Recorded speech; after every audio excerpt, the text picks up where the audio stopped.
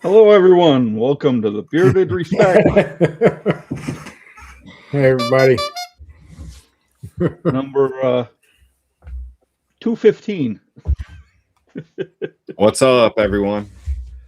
Hey, everybody. Everyone, thanks everyone who was a part of our charity auction. It was a huge success. We are still working through some of the bugs and stuff to get you some of the stuff. If you have gift cards coming, please, if you haven't sent me your email, either on thebeardedrespect@gmail.com, you could email me your email address, or you can send it to me through either Instagram messages or Facebook Messenger, just so I can make sure to get Tyson all those emails, and then he'll send those out, and I'm gonna check on the other gift cards as well.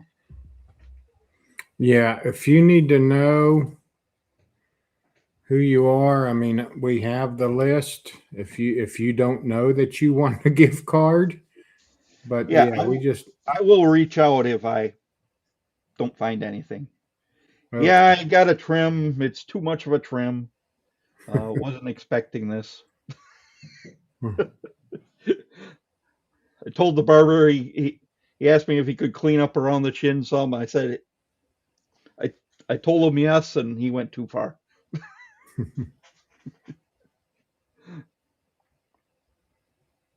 But it'll grow back, hopefully fast. So yeah, I mean, and so far, I mean, I think everyone that I've reached out to as far as my winnings, they've got back to me right away. So I think, yeah, as far as gift cards go, yeah, we just can't send you a gift card without your email. It's just need that information. That's all. I think a lot of the other stuff, the items you bid on, a lot of that stuff's already should be on the way to you. Yeah. So yeah, as long as you reached out to the companies and gave them your mailing address. So, but on that note, anything else real quick, or go ahead and get started with the hellos? I think we can get started with the hellos. Michael's having trouble. He's on the East Coast. He's trying to get he's having connection issues. So he's in New York now. So, but I'm sure he'll be with us when he can. So I'm going to go ahead and start. And we have Tame Domain. Hey, Michael. I got your. I sent you my address just a little bit ago. I'd take a nap for the show. So yeah. Okay, so we got that. We got Small Batch. Hey, Small Batch. There's doing? Kiki. Hey, Kiki, good to see you. Join me, and together we can rule the galaxy as father and son. Jeff. Hey, Jeff, good to see you. Doing, Jeff? Hello there.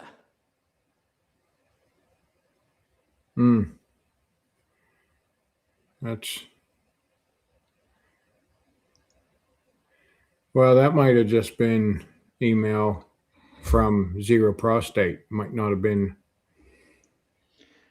Yeah. That's all right. We can talk about it later. I was just yeah. That was just for a later comment. Sorry. There's Donnie 3D. Hey, Donnie. What's up, Donnie? How you doing? Hello. And there's Phil, bearing on a budget. What's up, How Phil? you doing, Phil? Good evening.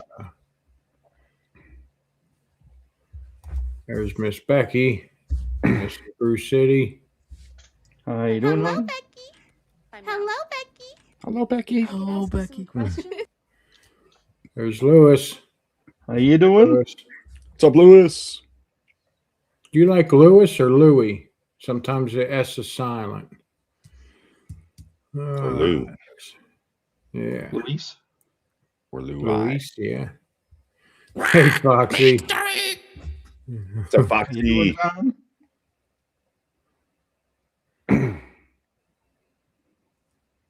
Oh, there's Big Stu. Chris. Hey. Cheese. And then there's Real Louie. Hey, Real Louie. How you doing, Louis? What's up, real Louis? How's it going? I think Louis cool. was on that goat podcast earlier this week. Yes, he was. Him and DQ. That was a good show. Yeah, the Lost Goat The Lost podcast. Goat. Yep. What's up, Corey? Yeah, Corey. How you doing? What me Maybe- want? Donuts. When me want? No. Hey, babysitter Jess. What's up, Jess? How you doing? Santa Tom. Hey, Tom. What's up, Tom?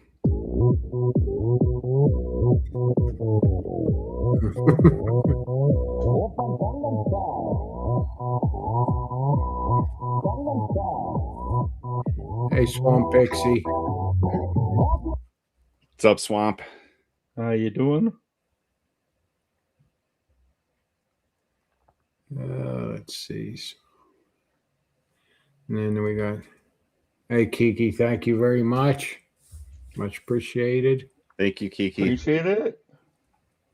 Here comes the money.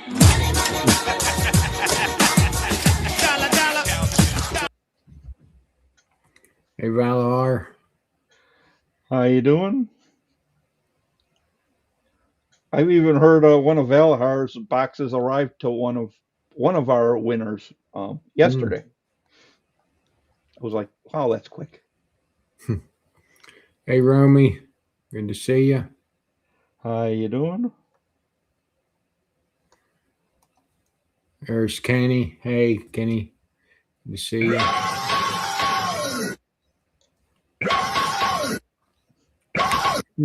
There's Mitochondria. What's up, Ramsey? How you doing? 30 Spray J. Hey, What's up, Jay? Hey, Baker. Good to see you. Where do you think you're going? Oh boy. Let's see.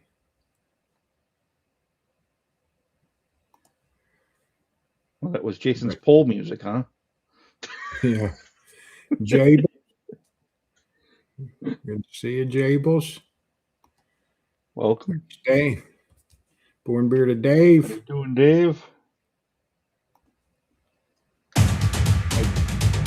Hey, Chris.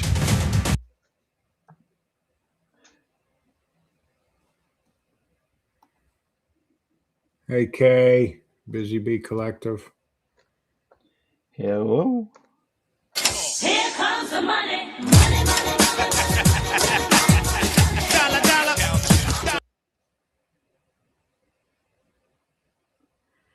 And then we got Tamed Maine. Hey, Tamed Maine, thank you. Thank you. Appreciate it. Here comes the money.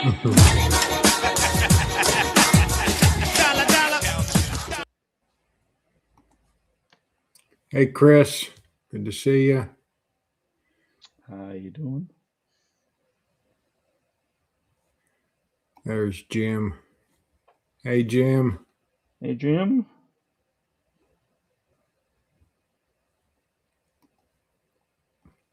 Hey, Stanley. Good to see you. Hi. Bruh. There's Raised Bearded. Welcome. We got Tony McCausland. How Good you to see doing? you. Hello. Randy R.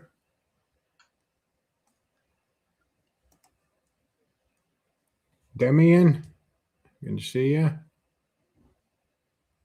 Oh, there's Kiki again.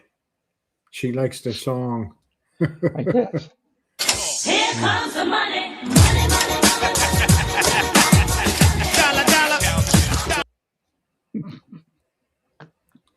Hey, Matt. It's been a while. Good to see you. How you doing? Hello! Hey, JB. How you doing? Are you sure? There we go. There's Bob and Terry. Hey, frickin' Sweet Frank. Jesus.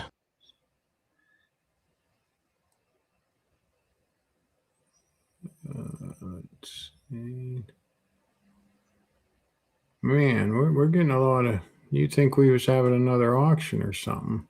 A lot of people and a lot of chat anyway. Yeah, Hey, appreciate everyone joining us. there's Finest. Really, the only word for it is.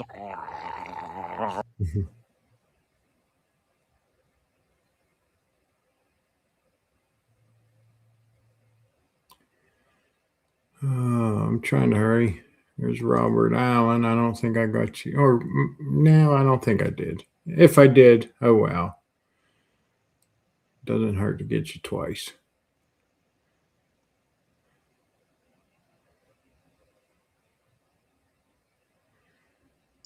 Yeah, Kenny got. I'm just trying to say hello, but there's a lot of messages I need to be putting up too. Yep. Louis got this package too. Yeah. Hey, Dynamite.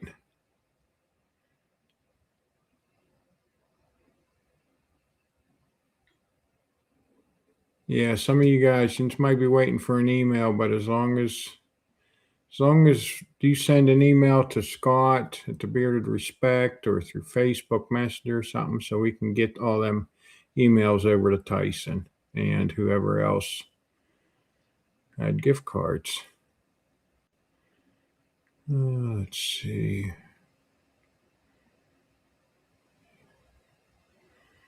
There's Chris. Hey, Chris. Good to see you. How you doing?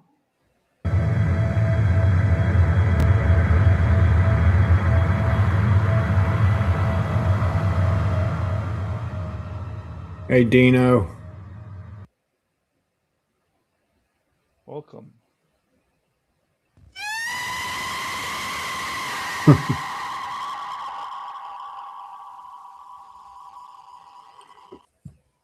Well, maybe he is making some coffee back there.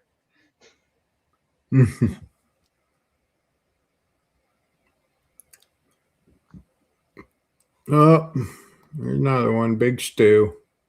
He wants to hear the song again. Here comes the money. Money, money,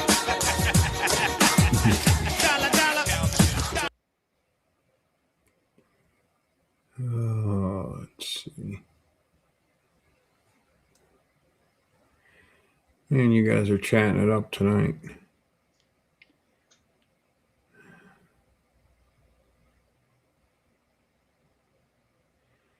I'm getting closer though. Oh, there's Ray. Hey, Smokey. How you doing?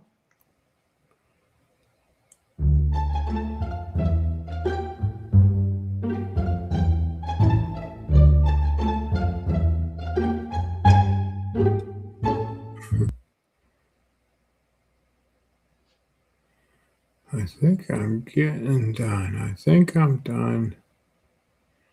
Getting real close here to the bottom. Oh, and I am. I'm all caught up. All caught up. So, Oh, caught up, huh? yes. Oh, no. Hey, Mark. Good to see you. Okay. Hello, murderer. I didn't see her yet. No, I didn't either, but I found the sound effect. Okay. Okay.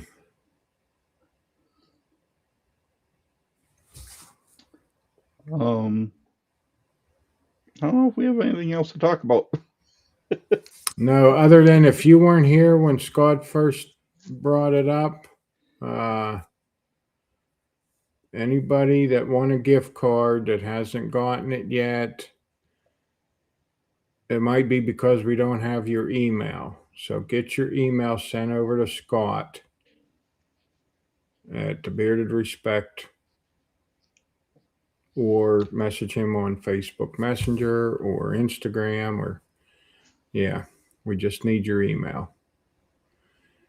And we'll send out the list to these companies, and I'm sure they'll get right on it. They're normally pretty quick about that.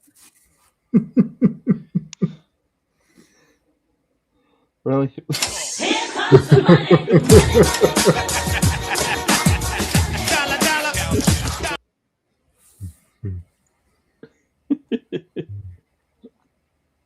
We appreciate, we really appreciate it, even though if we're just getting those super chats so you can hear the song again. I guess that's our hook. I'll keep playing it.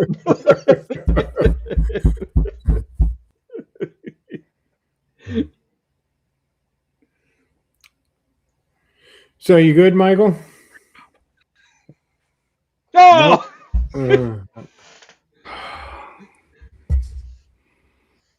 No. Is it your mom's Wi-Fi? The Wi-Fi worked great all week for work. Oh, for work. But it's been raining really hard today, so I think I could think of that's going on.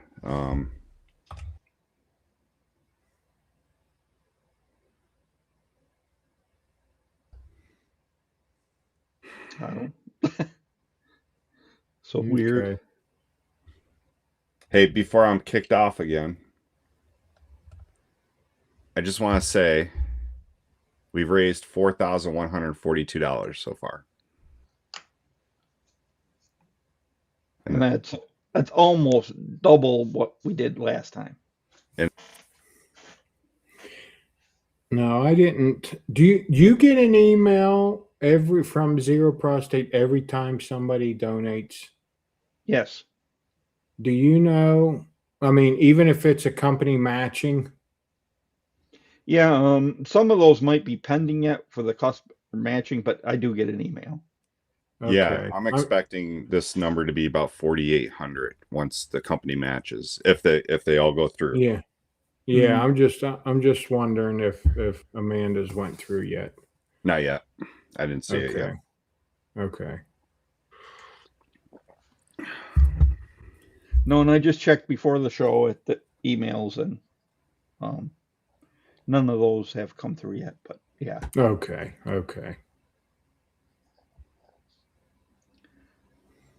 Well, Romy, if you ever want to give throughout the year, you can still hit the donation button on our thing.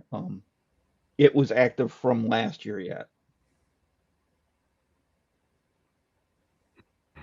So it's something that people can use year round, so it's going to benefit someone somewhere.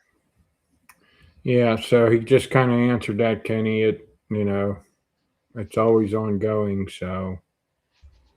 Yeah, it's the list who's high in the list. I know last year, far as this style of fundraiser, we were on the top of the list. Because some people do like walks, they'll do other things. They call it a fundraise on your own, your way. But it seems to be successful, so that's great. And we've known people in the beard community who have taken advantage of it. One was drawing a blank on his last name, Paul.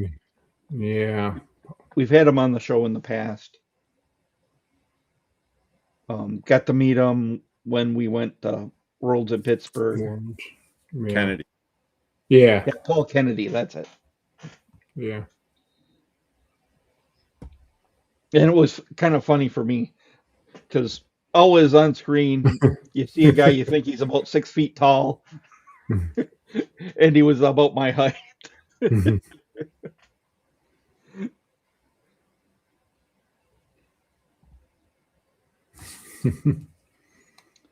Well, I think we can get our guest on.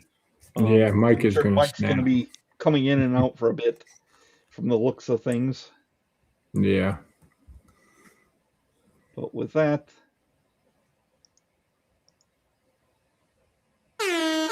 Hey. Can you how hear me you okay? doing? Good, good. Yeah. Thank you we guys do for great. having me on. Good, good. Yeah, Just a you house cleaning prefer up front. Like, do you I really prefer Big Stu appreciate that. or Chris, or does it matter? It doesn't really matter. Big Stew's probably the way to go. There's Okay. my mom calls me my full name Christian still, but she's the only one. But honestly, thank you guys.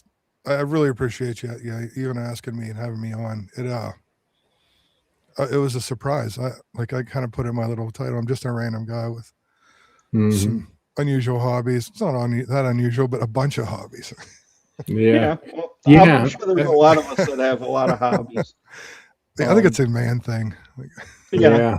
I almost didn't know where to start off first because you obviously have the background there. You like bourbon,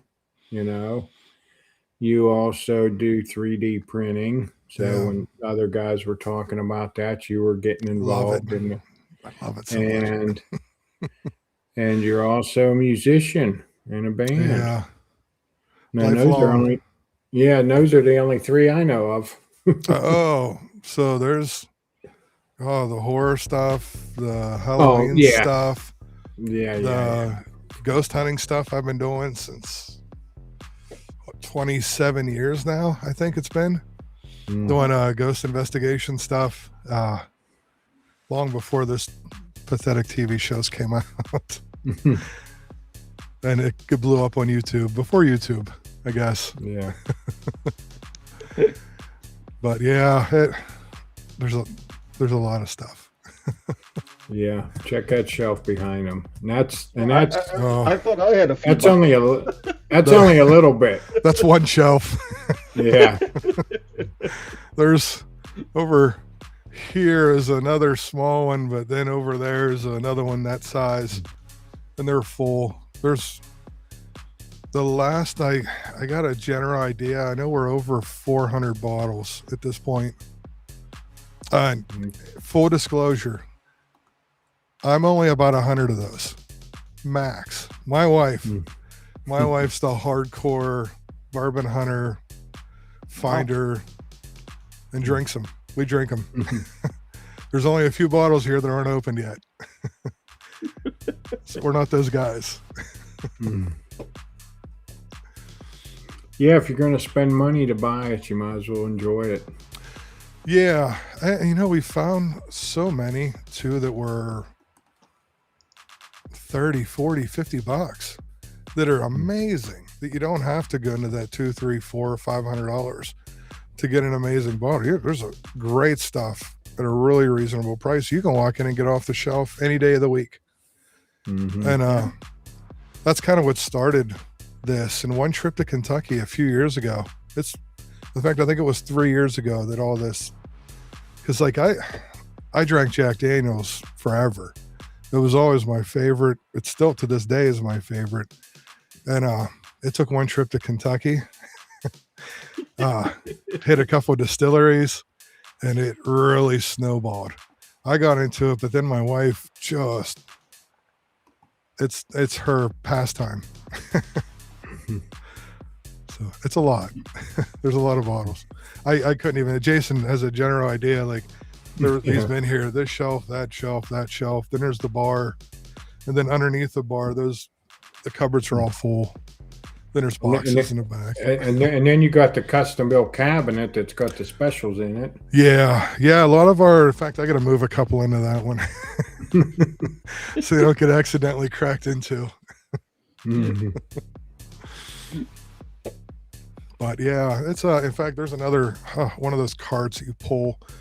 We just come back from Virginia because my wife won a bourbon lottery that she entered, so we had to go down to Bowman Distillery, pick it up. Of course, while we're on our way there and back, many stores, many bottles. She's like a kid in a candy store. You would think it would be me, but yeah. I like them, but man, That's not something you think the wife would be big into buying. yeah, like we'll go into like a bourbon bar and we'll meet people and they'll start immediately talking to me and asking me. I just kind of point them like, hey, like Shell, come here for a minute. And she knows a lot. She knows a lot about them and where they come from and the fine details. I just drink them. Yeah. She's a super taster. She gives you all the notes and like, oh, I can taste this and this. I'm like, it burns or it doesn't burn. It's really good or it's not really good. You can taste a little bit of this and that once in a while, but not on her level. Yeah, we got a couple questions coming in so far. So Valahar wants to know the favorite bourbon currently. This is the worst question ever, and I was trying to prepare for this. So I gotta get actually right here is one we just recently got. It's a Garrison Brothers. It is fantastic. It's become pretty quickly one of my favorites, but I'd say one of my all-time. This, my Evan Williams 12-year. It's hands down been one of my favorites. I got a backup bottle of it. It's a weird one that you can only get it either at the distillery after you take a tour or in Japan. That's it. You can't buy it in a store. And from the first time I had it, I'm like, this is absolutely amazing. Well, that'll probably kind of answer Baker's question. He said, what's the best bourbon you have drank? No, the best bourbon I've drank, and it will be mine eventually. I'm struggling to shell out the cash for it, and I don't want to. King of Kentucky. There's a King of Kentucky I had. It was a 2023 16-year. The first sip of that I had, that's when I realized what exceptional bourbon was. I've been drinking stuff my whole life, but never anything like that. But a bottle of that is $1,600. Oh, so in PA you got to be real careful. We can't buy liquor from people, so you do a lot of trading. I got a couple bottles here that I've got through trading. So you give them like 10 bottles of Blanton's, a couple Eagle Rares, and something like that. And then they 10 bottles of Blanton's. Yeah. Like there's anything that comes from Buffalo Trace is basically, well, the higher end stuff that comes from Buffalo Trace, not even higher end, but your Antique 107, Blanton's, Eagle Rare, the stuff that's harder to get is basically liquor currency. It's bourbon currency. It's almost impossible for me to find in the south end of Wisconsin. But if I go to little towns up north, I can find the stuff. Oh, yeah. It makes no sense. PA makes it tough, too, because we don't get the amount of types and the different kinds of stuff that every state around us gets. So we got to go to Ohio, Virginia, Maryland, Kentucky. Everything's within a 4 or 5 hour range. Yeah. So we do a lot of travel. A bottle of Buffalo Trace. I got it as a Christmas present where someone picked it up on the way home. Oh yeah, I just gave a bottle to my UPS guy. Like we keep backup bottles of Buffalo, just in like I have probably 8 or 9 of them sitting in here now, just in case we're gonna go somewhere and I need a gift. Like everybody loves the Buffalo Trace, easy to drink, hard to get. I give one to our UPS guy because he has delivered us countless bottles. So he got a Christmas present. Kiki, on the memberships, we have to reach 1,000 subscribers. So we're like a little over 200 away from that. Oh, I see Chris from Elegant talking about bourbon in New Jersey. Be happy with what you got there. We've had to go to Jersey to get some things. The only issue with them is they're a resale market. So Pennsylvania is a controlled pricing state.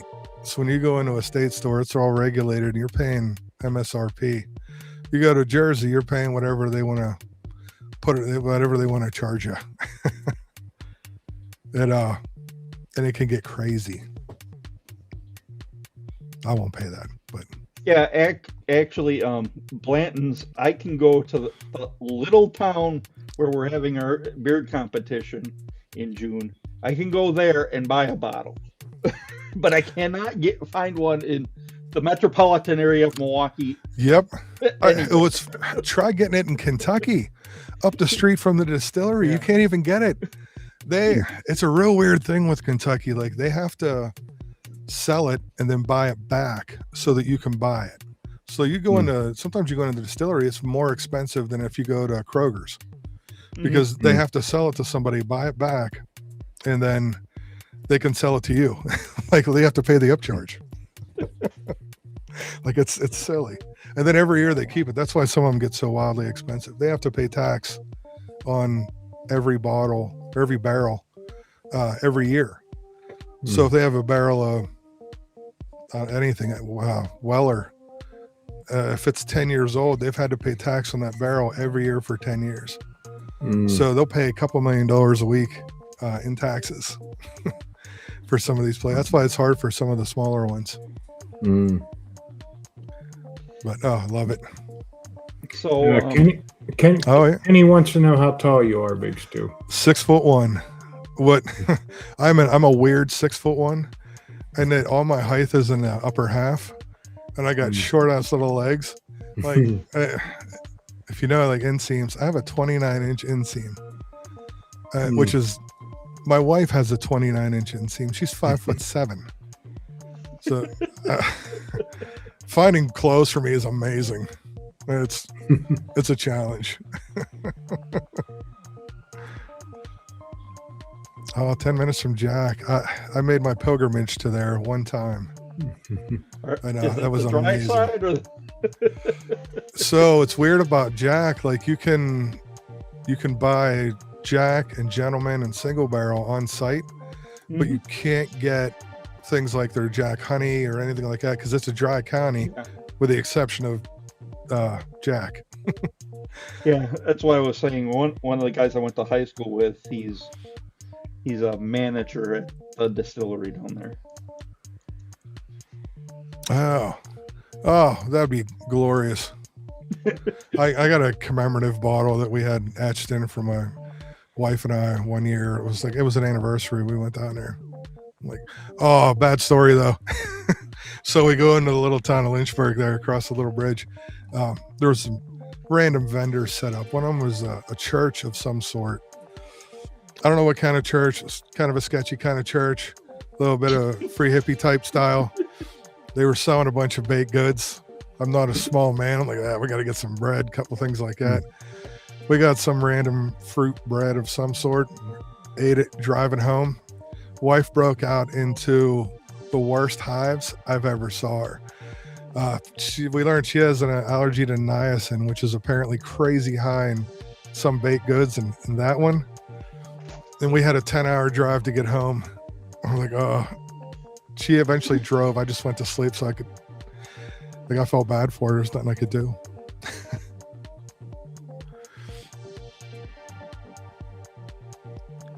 Oh, yeah.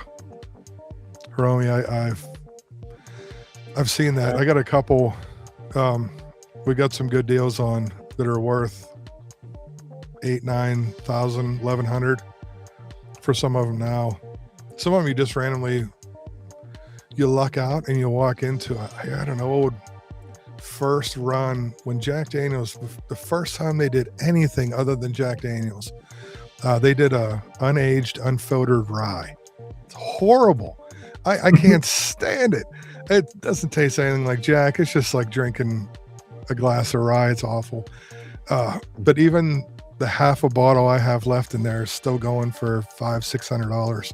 I'm like, I paid $60, I think, for it. I'm like, I can't imagine. It's terrible.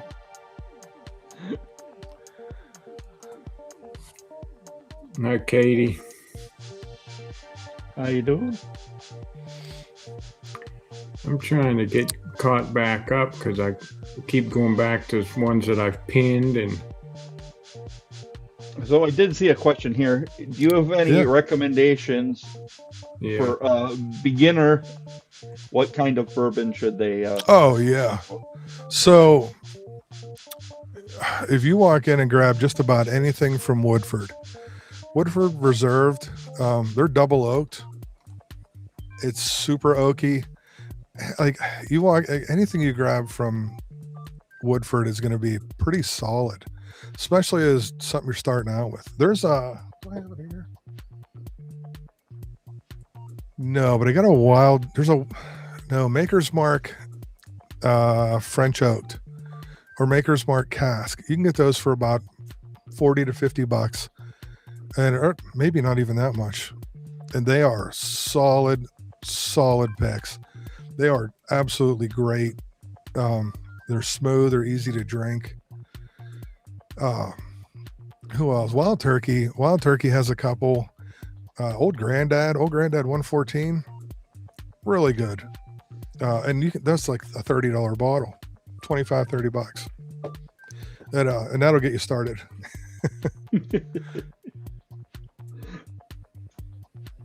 Oh, 1792. Also, I think you might be able to. Oh, they're right behind my head. Here, 1792 has a lot of good ones, and they're in that 40 to 50 range too. Easy drinkers. You can find them everywhere. Cool. Hey, Frankie. We have a couple more here still coming in.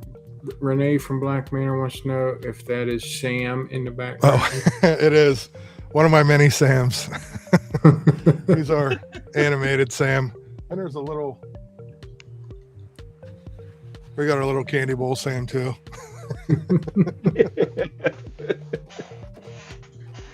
But he's all through the house. And if you'd see what I'm looking at right now, it's ridiculous. There's a guy getting electrocuted on the couch. There's a full-size Krampus in the corner. There's skeletons. There's a zombie chained to the wall. It's all year. Halloween is all year for us. Oh, that sounds like fun. It is. It's something different. Not for me, but yeah, it's fun. Jeff Harmon says he has 2 bottles of Jack in a tin that have the Tennessee tax label across the caps on them from 1980. Oh, that's nice. So those I have one similar. It's a green label Jack from 1987. My uncle found it in his workbench behind a bunch of stuff. So those are called Dusties. When you get one that old, especially if it hadn't been opened, oh man. I guarantee you those are worth easily $400 to $600, if not more, each. For sure. Those are that's one of the ones I keep. It's not even in my special cabinet. That's hidden under the bar because I don't want anybody to accidentally get a hold of that one. Some of these ones over here, okay, I don't mind. I just don't want one of my random drunk friends to walk over and go, oh, hey, it's Jack, and it's that green label. No.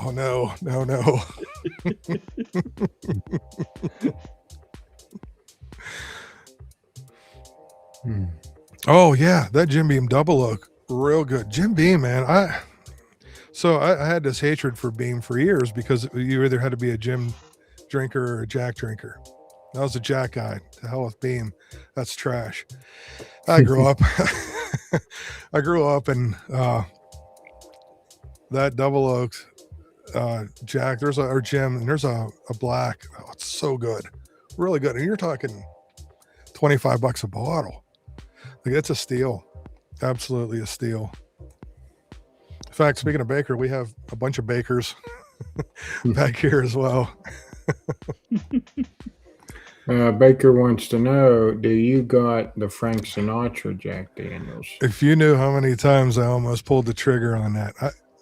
Just on the trip to Virginia, I'm looking at it. I'm like, Shao, there's that Sinatra Jack again. She's like, would you just get it so I can stop hearing about it? I'm like, no. Not yet. Like, it's a little bit different. Like, when it comes down to it, it's still Jack, but it's an expensive bottle of Jack. I want to say they're about 170, 180. Which I have a bottle of Jack 14. That's my prize bottle of Jack. It's a 14-year limited run. I had to trade to get that one. I had to trade a lot to get that one. But it's by far the best Jack I've ever tasted. Jason, if you come back over, we'll break it out in secret. We just won't tell anybody it's coming out. Okay.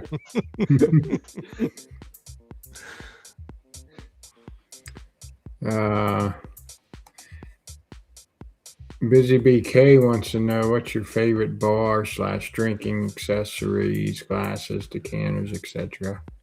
So we don't use much in the way of decanters. Most everything's a Glencairn glass.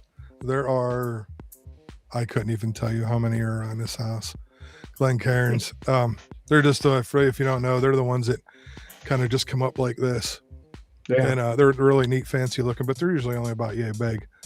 And you can just pour a couple ounces in it, to me 2-3 ounces tops, depending on the size of your glass. But those are usually our standard go-tos. And when people come over to do tastings,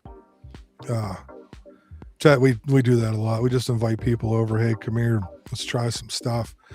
So I bought on Amazon. I got on Amazon and bought the communion cups. So they're like little 1/4-ounce plastic cups, and this way you can try 20 of them and still walk away. You get 20 Glencairns, and it's going to be a rough night. But yeah. So I'm excited to try this out. I printed this the other day. It doesn't look very exciting, but you take a glass, like a small tumbler. I can't tote it quite the whole way. It goes like this, sideways. You put water in it and throw it in a freezer. So the ice melts diagonal in your glass and just sits there. And then you can pour something in it, chills it, and it doesn't quite melt as fast and doesn't dilute your stuff. I don't drink a lot with ice, but once in a while, like a little bit of ice. Mix up something. That's interesting. Yeah, well, that's why a lot of times if you get a drink, you'll see they have like a big ball or a big cube. Yeah. So it melts slower and doesn't dilute it. I mean, it's the reason we have the refrigerator we have. My wife purposely, we got new appliances about 1.5 years ago. She purposely looked for the refrigerator that did craft ice balls. So now you open a freezer, you got a bunch of big ice balls for your bourbon ready to go. Yeah. I mean, like in my pop or soda, whatever you want to call it, in drinks, yeah, okay. I like crushed ice. Yeah. However, it does melt quicker and will water your drink down quicker. So yeah. Yep. And the motivation with bourbon is to drink it before it gets watered down. Exactly. And that never goes well.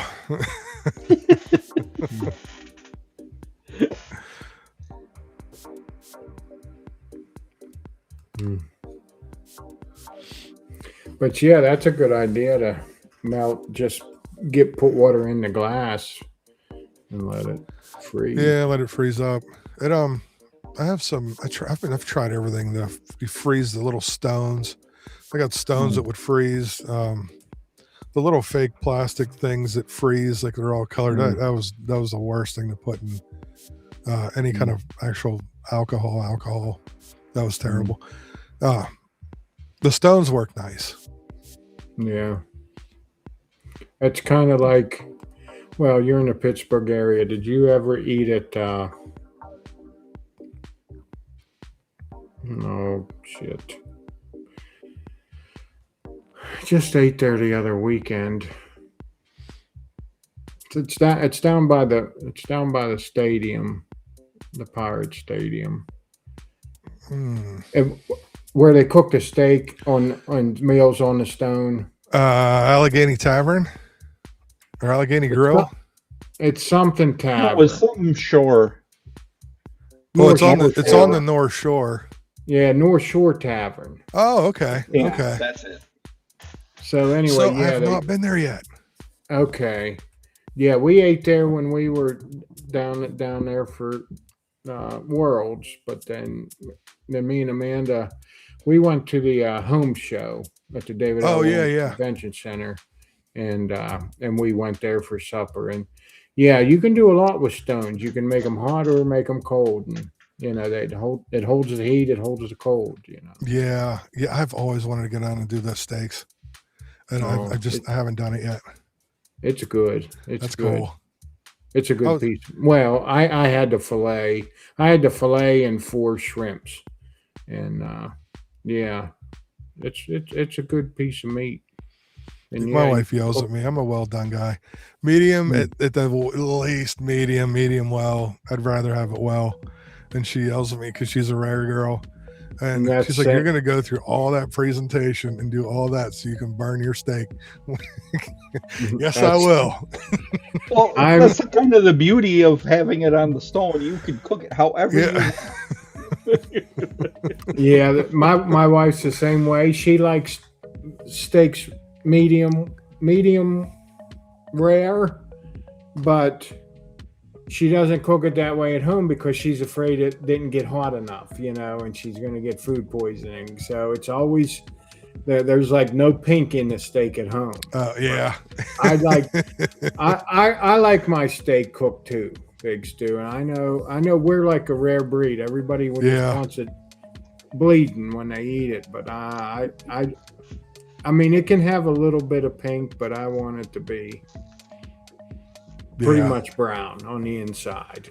Agreed. Like I can deal with a little bit of pink, but my wife wants to see the blood when she cuts into it. Like she's a redhead. She's a ginger demon. I'm pretty sure. Walmart beard. How you doing? Get caught back up here with the chat a little bit. Oh yeah, never heard of that. During the summertime, smoke water and turn it into ice. Huh. I like the idea. Interesting. Like we have whiskey smokers and stuff like that around if you want to smoke your drinks, but I've never thought of doing them with water. Yeah. Let's see. Do you dabble in high ABV? So don't let this bourbon fool you. I am a beer drinker through and through. I always have been. When craft beer first hit, I thought this was the most ridiculous thing ever. I was like, there is no way in this world. I want to party all night. I don't want to party for 2 hours and drinking 9% beers and pass out. I was wrong. Now I'm all into those. Love crafts. We've gone to trips. We've taken trips specifically to go to breweries. Ellicottville, go up to New York. Ellicottville was New York. Ellicottville was Milford, Pennsylvania. Where are we going? There's a couple we went to in New York, or maybe there is another one in New York. I'm getting them mixed up. But yeah, pretty hardcore in the beer.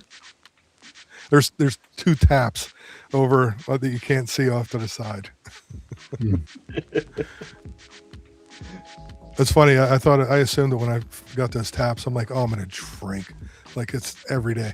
For the first month, it was every day. I'm pulling those taps. I guess it's amazing. After about a month, the excitement wears off. And you're kind of like, I'll go grab a beer. Not a big deal anymore. Had to get it out of my system, I guess. Like I was 18 again.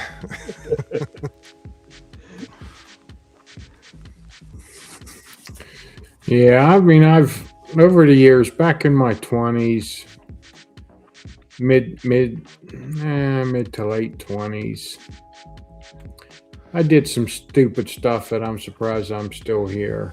And oh man, I feel you. And so I've slowed down a lot. I still do enjoy the drink occasionally, but yeah, I'm not even. It depends on, like, in the summertime, if it's really, really hot, there's nothing better than a nice cold beer. Yeah. Absolutely. But yeah, I don't drink near what I used to. Still, I still say every time I crack one, the greatest sound in the world is cracking that tab on the top of a can. I feel like I'm a kid again. Yeah. Drinking before I was supposed to. Yep. Oh, I remember those days too. I mean, whatever happened to, we used to go in people's fields, buy a keg, get the tub, get the ice, but get a keg of beer, rent a tap, and just have keggers in the field. And yep, I miss some that. days are long. Yeah, because the internet killed all that. Yep. Like, now people talk to each other over their phones. Like, we couldn't do that. We just got a hold of each other to try and have secret conversations around our parents to play in the field parties. Yep. Yeah, I miss those days. Oh, Four Locos. I have one photo of a Four Loco night. It was the original Four Locos just before they banned them. Yeah. And that was one of the worst nights I can think of in a long time. Those are something else. It was like 14% alcohol and mixed with Red Bull in like 22-ounce cans. Like, I thought that was a good idea. Yeah, I know. I was drunk. I'm sick. I'm throwing up, and I can't pass out because I'm all wired up from 2 gallons of Red Bull. It's horrible. Why do people do this? I hate to break this up, but Brewer, I was thinking about it, but Brewer put it in the chat. We got to ask you at least the favorite question. The toy. Favorite toy as a kid. Yeah, I've thought about this. I actually kind of have two. Probably overall, when I was playing with my friends, it's G.I. Joe. My G.I. Joe guys, like, as we all had them, I had a little creek behind my house, real small, and so we were making boats, we're setting up wars, we're doing all kinds of stuff. If I was just at home playing with myself, for lack of a better term, it was usually Star Wars. I love my Star Wars stuff. I was a hardcore Star Wars kid, but a lot of my other friends weren't. So it was G.I. Joe with them and Star Wars for me. My Jabba the Hutt playset and Hat Walker. It was the best. Now I have friends that still do it. They have the full-on costumes, and there's a whole society thing here in Pittsburgh. What's it, the 404 Garrison? And they get together for parades and charity events and all sorts of stuff like that, dressed up like folks from Star Wars. Not me. All I could be at this point is a Gamorrean guard or something big and round. But you want to see a fat Darth Vader coming at you, it's just not believable. Like, I couldn't afford that custom costume in that size. Like,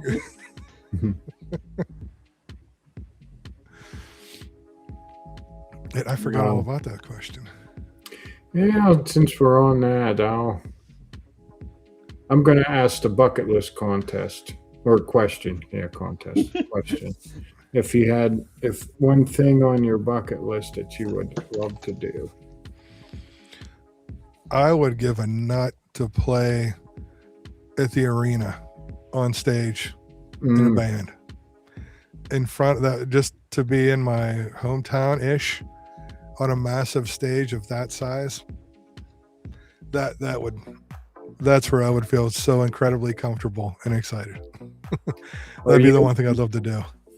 Did you mean the old Civic Arena? If you could have, I'll take Civic Arena. Would have been the best because of the absolute legends that came through there.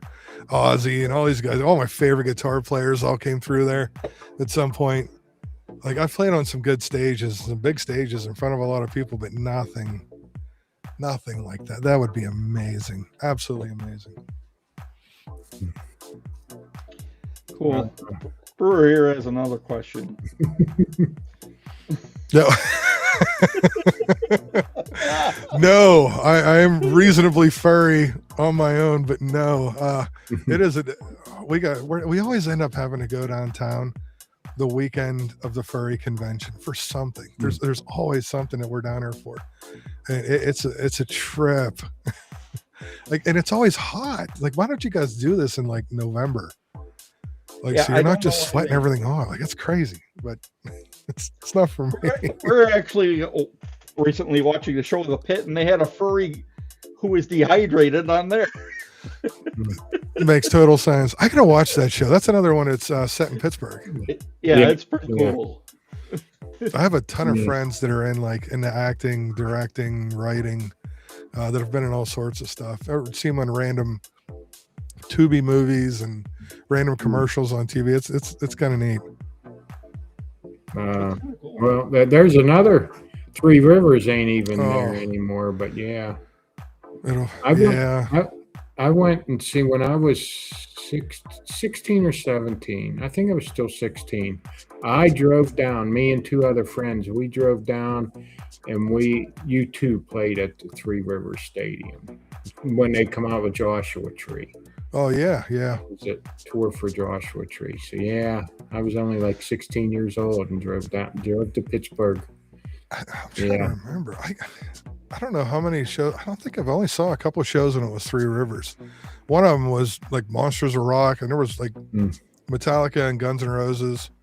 That was one of the most memorable shows that I've been to, I think. Now here's having to be at the stadium.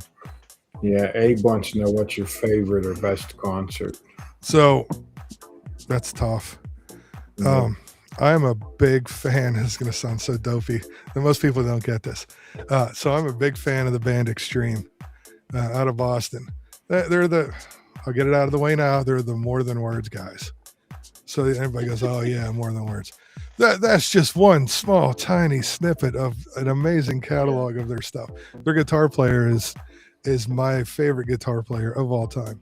So I've been to I've been to a lot of their shows, but there's a couple of their shows have been absolute standouts for me that you get them. Like, the only thing decent about getting older and you're working and you have a little bit extra cash to throw. So I've been able to do some VIP stuff with them, meet the bands, hang out with the guys for a while. It's super cool to be able to talk to some of my guitar heroes. Like, there was one Generation Axe it was called, that was like Nuno and Steve Vai and Zach Wilde, Yngwie and Tosin Abasi. And we did a whole VIP thing with that. We got to go up on stage, walk around, look at all their gear and their guitars. I was like, oh, that was about the coolest thing ever. Sat in front row center for it. Like, it was one of the most amazing shows. I got my Yngwie split my lip with a guitar pick. He used these real heavy ones, and he was flinging them like it was his job. That's all he does. And one of them came flying through, caught me in the lip, and I'm like, I'm actually bleeding. This is the greatest show ever.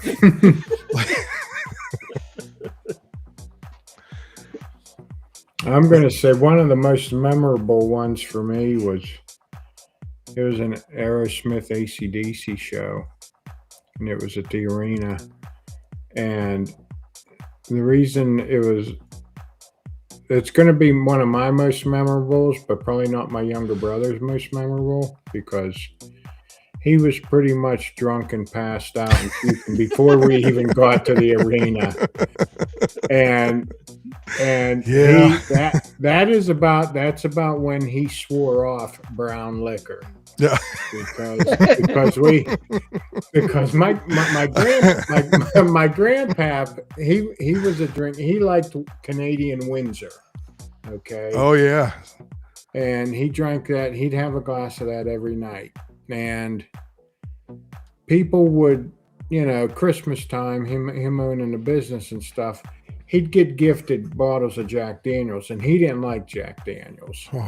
So one day we were getting ready to go to this show. We got a mason jar and we put some Jack Daniels in the mason jar.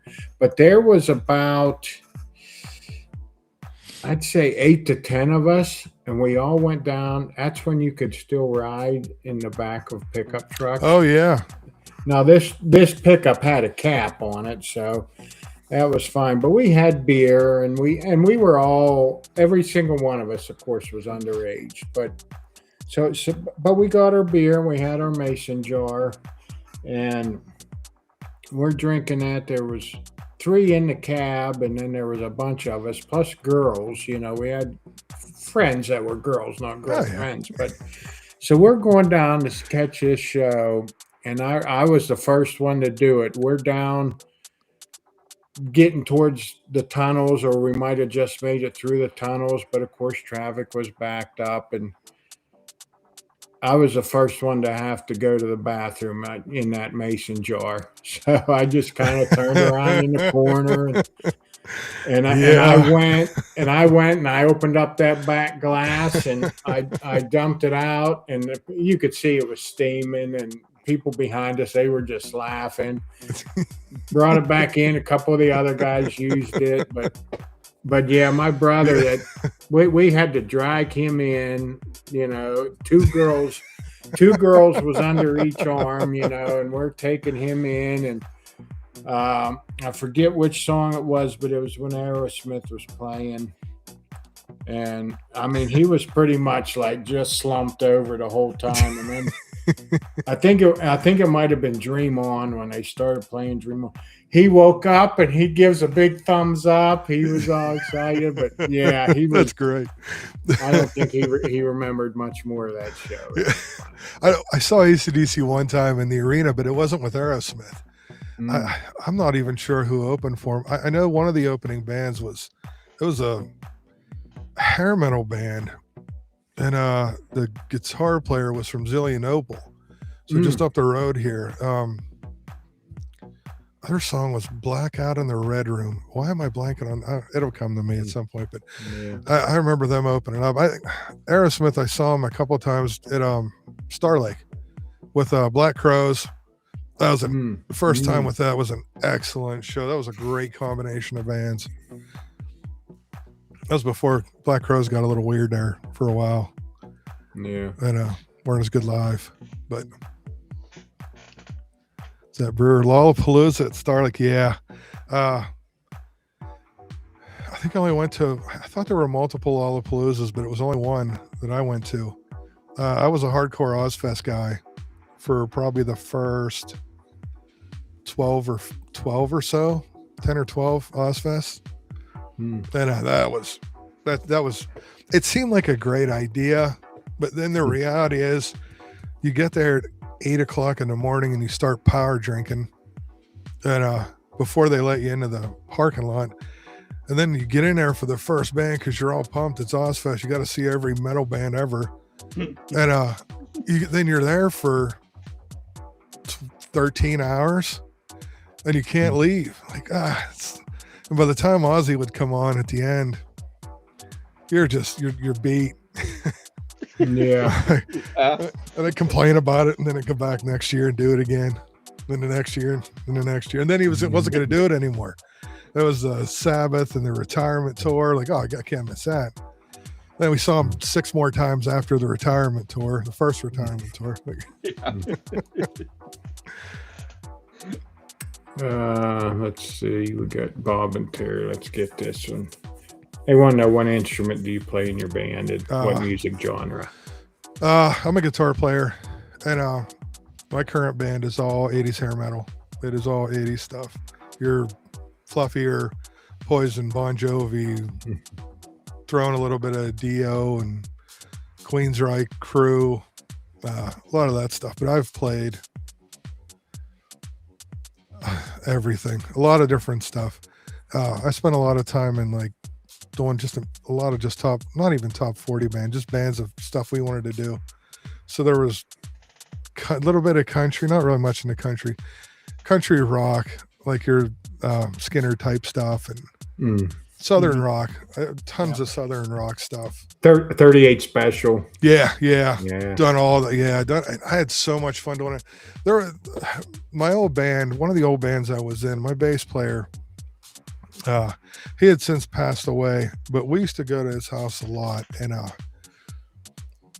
his family was real hardcore into bluegrass. And they knew a lot of famous bluegrass people. So when they would come through town, they would come up to their house and they just sit around in circles and have big bluegrass jams. And there's times I'd go up there. It would just be the coolest thing. Like we're all just chilling out and grab some people like, hey, let's figure this song out, or let's just start winging some stuff. And it was always some rock, some Southern rock. And I sat in with a band for 3 hours of bluegrass. That was one of the most difficult things I think I've ever done. Like I can do all the Eddie Van Halen stuff and all that stuff, but when you get into bluegrass, that is a whole another level of talent. Those guys are incredible. I always would have liked, every kid wants to learn how to play drums or play guitar or something. And I just was never musically gifted. And now I had an older brother. It's weird. There was 4 boys of us.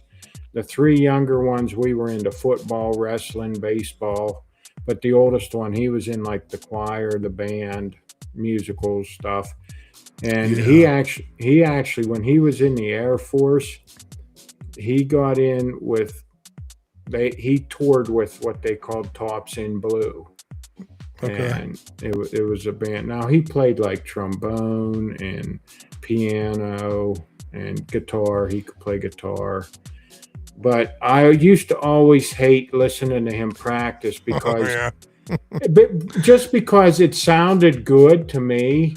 But he would maybe mess up a note, so then he'd start over, like playing the piano. I'm like, dude, oh no, I messed up. Yeah, whatever, I don't like being sloppy. It drives me bananas if I miss something.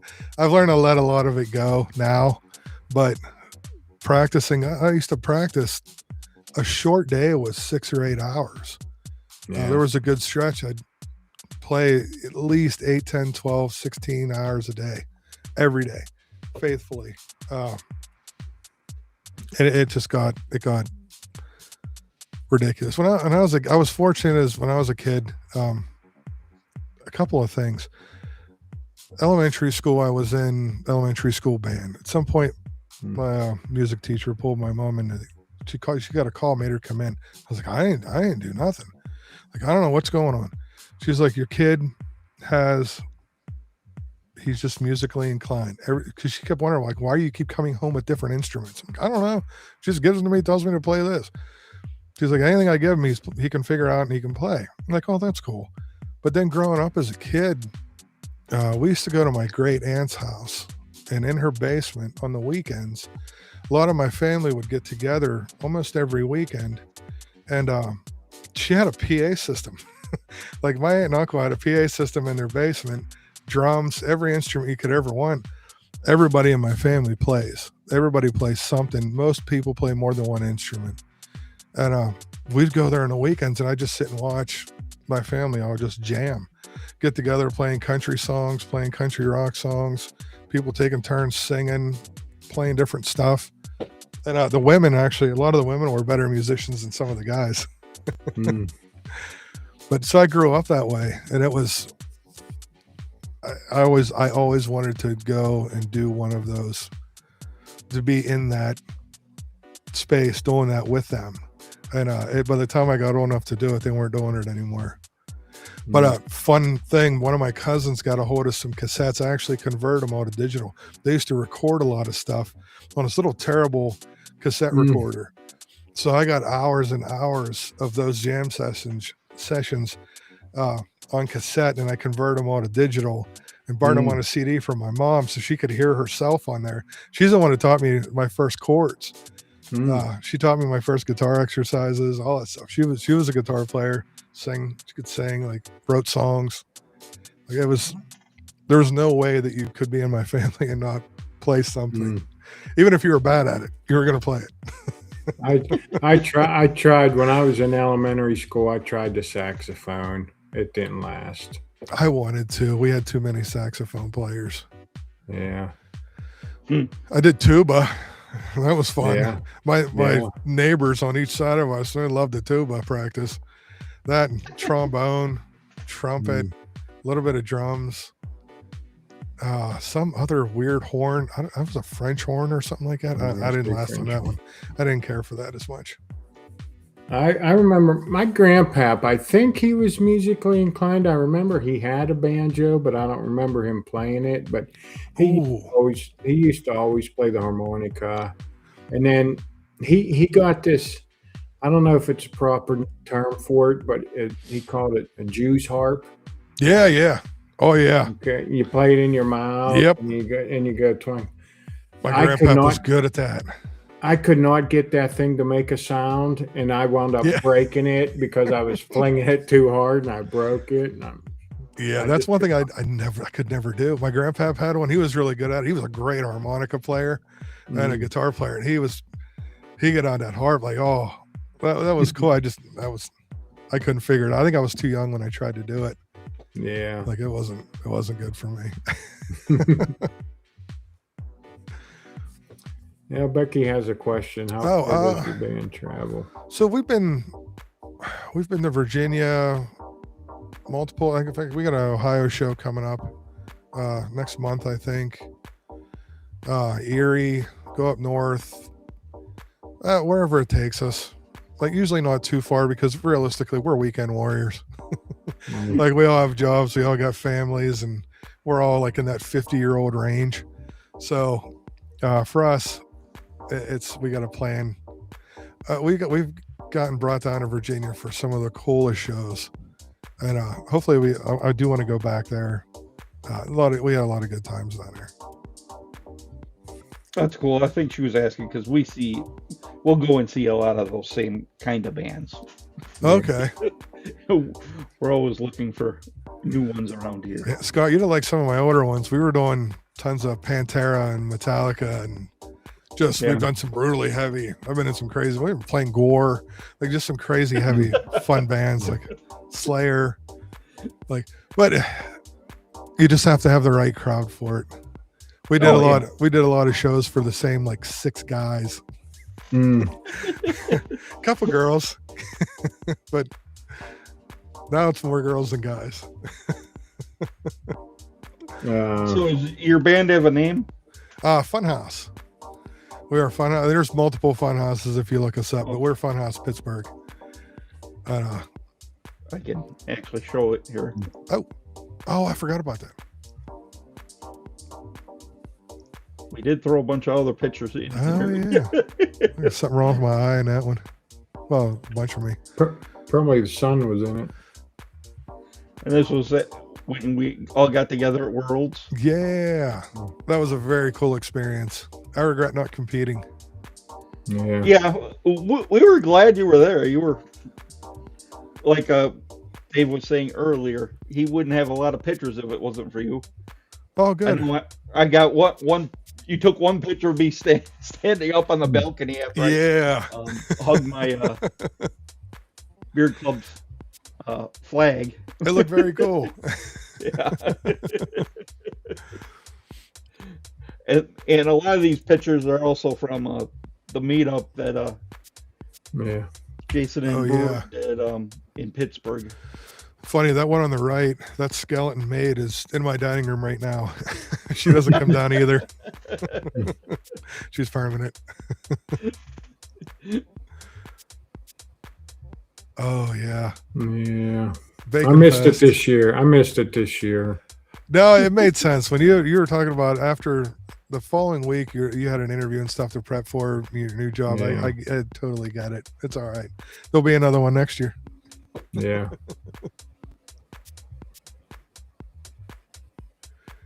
Oh, another hobby, fishing. Fishing since I've been old enough to hold a pole. That was us in Erie in December.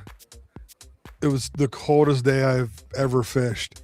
That's my buddy standing down in the end. We're the only 2 idiots dumb enough to be out there.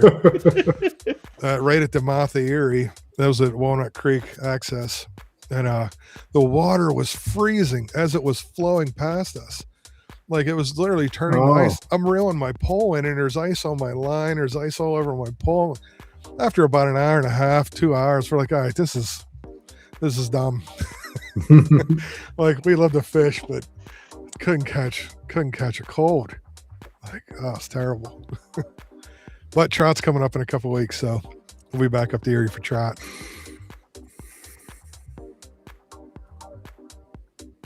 Becky was saying she yelled at you to come up and sit with her up at the balcony. Did I hear? Like, I know I ended up there at one point. I can't remember who yelled at me to come up. Like, I hate to intrude. I hate to be a pain in anybody's butt. Like, I never want to like crowbar myself in somewhere or something. I always feel weird. I don't think that was the case there. No, you guys were super welcoming, super cool. It was really great meeting everybody there, watching that. That's the first time I ever went to a competition, so it's the first one I ever saw, and it was so cool. Like, I definitely there was a lot going on. Yeah.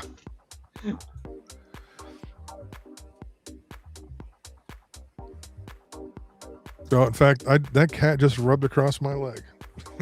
I'm a little surprised she hasn't jumped up on the table yet. If I'm talking to anybody but her, she gets all up in my face. That's Hazy. Yeah, a lot of the times my cat will come up only when I'm talking to someone. Exactly. Yeah, conference calls for work, whatever the case. Like, hey, what are you doing? Let me step in on your keyboard and get in front of you. Like, oh, come on, I'm on camera. All our cats are named after weather events. So the first there was sunny, and then stormy, and now hazy. My wife wants a white cat to name Snowy. Yeah, Kiki, I'm 56. So yeah, we're 52. older.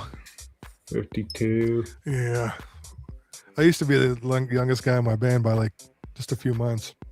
Now our singer is, I think, a couple years younger than me, maybe a year. Here we go. Oh yeah, that's us.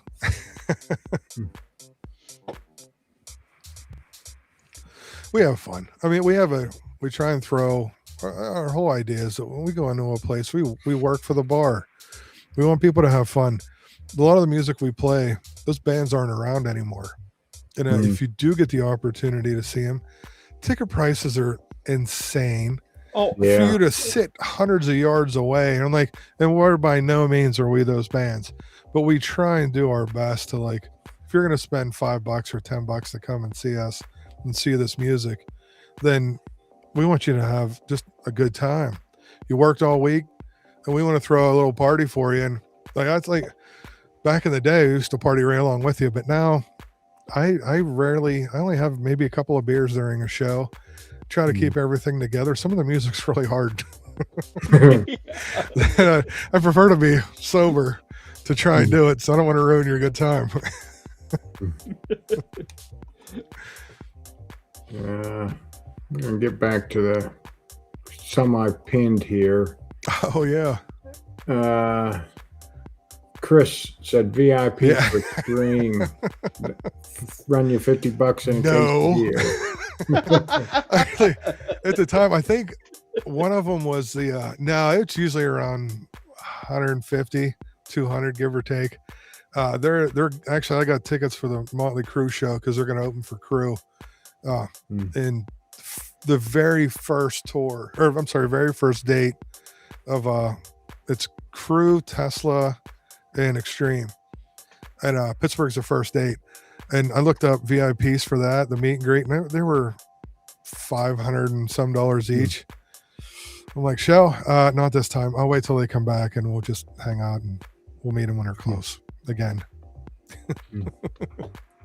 And Michael Condria wants to know if you fly fish. I have. I tried it early on because I used to fish during season. I was fishing a lot. Every day after school, a lot of days after school, and on the weekends. I got into fly fishing just a couple of years, and it just wasn't for me. It was expensive for one. When I was a kid, like the maintenance and just like being able to just everything from the string, the flies, all the stuff you have to do to be a fly fisherman. I couldn't afford it at that age. It's a lot of work too. I would come home, my arms are exhausted, they're sore. Like, it's just this. Oh, like thousands Yeah, of you times gotta a work day. out. Like I didn't catch enough fish to offset the work because I just don't think I was very good at it.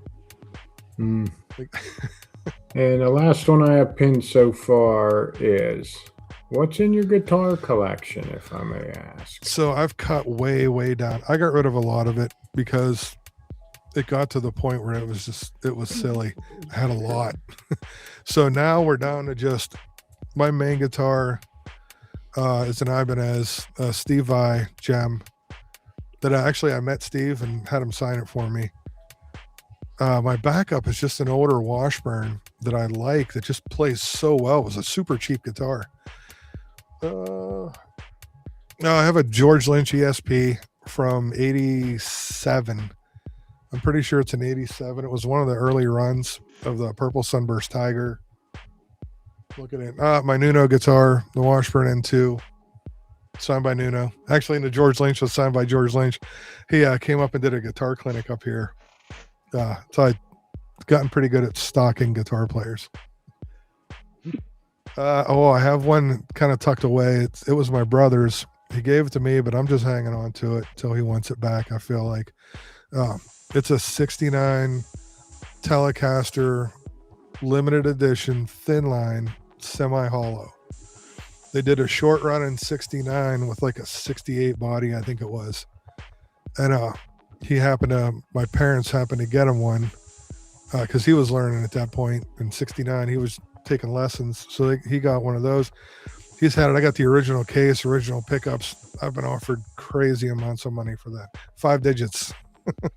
But that's never going anywhere. I'd never get rid of it. Some acoustics. A Nuno Washburn acoustic. Just looking around at them. TSO guitar, that was pretty cool. So I've seen Trans-Siberian Orchestra multiple times. I say multiple, I think it's been 19 times. Ooh. I've seen them since they were doing little tiny little theaters when I saw them in Youngstown. Now they're doing arena shows 2 times a day. So this is probably 10, 11 years ago, maybe a little bit more. Yeah, I say my son it's probably about 14 years ago. We had decent seats in the floor, about halfway back, nothing too crazy. And this guy walks up to the side of us. He's like, "Hey, is that your kid?" I'm overprotective. And I turned to face him. I'm like, "Yeah." I was like, I was going to hit him. I thought I was going to have to hit him. And he's like, "Do you guys want to come with me up to the stage?" I'm like, "Yeah, that would be pretty cool." So if you see at every TSO show, they play a song at the end, and usually it's one of the girls singing that's playing the guitar, or one of the guys. Typically it's one of the girls. And at the end of the show, they take their guitar off and hand it to somebody. Well, they randomly picked us out of the audience and gave that to my son. So we went up to the side of the stage, and we're watching the show from the side of the stage, and they walk off, and it's a Les Paul copy. And she leans over and says, "Here, Merry Christmas," hands him this guitar. Wow. Like, holy, and you look at it, it's signed by everybody in TSO. I'm like, I was like, "Dustin, you have no idea how rare this is." Like how this never happens to people. Like out of however many thousands of people were in this, they just randomly walked up and said, "Hey." Like, so that's sitting over here. That's super cool. Yeah. That's one of my prized possessions, I'd say. It's his, it's not mine, but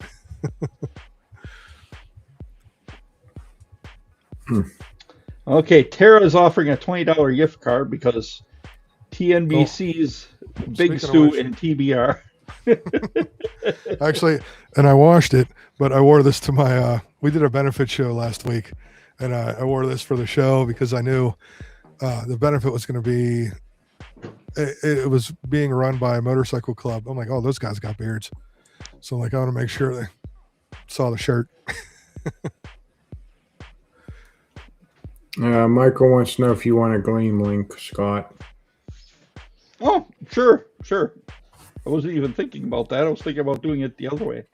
But yeah. Since we got Tara in here, and it's been a while, I should probably take care of this. Hello, murderer.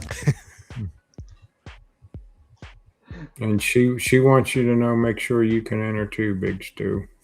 No, no, I'll let it go to somebody. I've had pretty good luck with hers.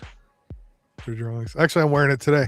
Today is Dirty Shirt Crocs guy because I was in the mood for peanut butter when I got up this morning. It's like, oh, that's a DSCG. Okay, there you go, guys. There's the Gleam link. Just go in there and enter. Click the link, and yeah, you'll be entered. You guys are going to show my picks. Fun fact, I randomly got a pick endorsement deal. Apparently, if you just have a few fans and you write up a decent enough sales pitch, they'll sign you. They'll sign you and give you picks. Like, cool. I'll take it. Yeah, when I was at World, Stu gave me one of these picks. Yeah, they're good for balm.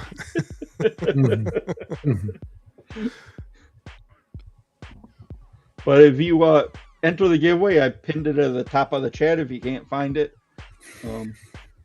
just you enter in your email, and basically that's how you'll get your gift card. Yeah, I don't know what's up with the releasing of the knives. Supposedly it likes to block the knives on our show. Oh. I can see him. Yeah.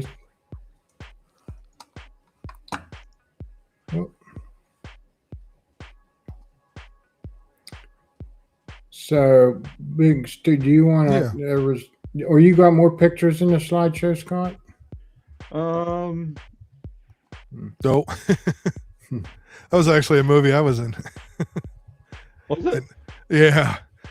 Guess who I played? No, it's a lot of my friends do. This was like a local, small budget type thing, and I've been in a couple small ones, but I have some really talented friends that do a lot of filmmaking and write really solid scripts. They do some really cool stuff. They're starting to finally get recognized and getting some of the acclaim they deserve. This is from 2016. Yeah, so it was about 10 years ago. We were running around in the woods like maniacs. Hopefully, early on when it was still a little bit of daylight, random hikers were coming through and stumbling on the film crew, which we all look like this. Blood, people screaming. We had to call the cops and let them know. I think they got a hold of the cops, let them know we were going to be there and doing this. So nobody called them. Yeah, Kiki, I think you just need to enter your email, right, Scott? Well, you enter your name too. It would just be your full, as we call on here, your government name, your official name. Yeah. I guess you would put it. Funny, under that mask was the only time I've shaved all my facial hair. Oh. Since I've been probably 12. Or since high school, at least. And because there's a whole bunch of prosthetic fake skin and stuff underneath it that I was like, I was really upset about that.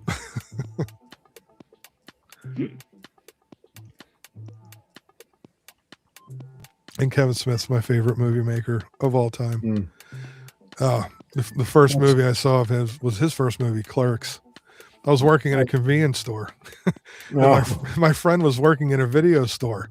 He calls me. He's like, you got to watch this movie.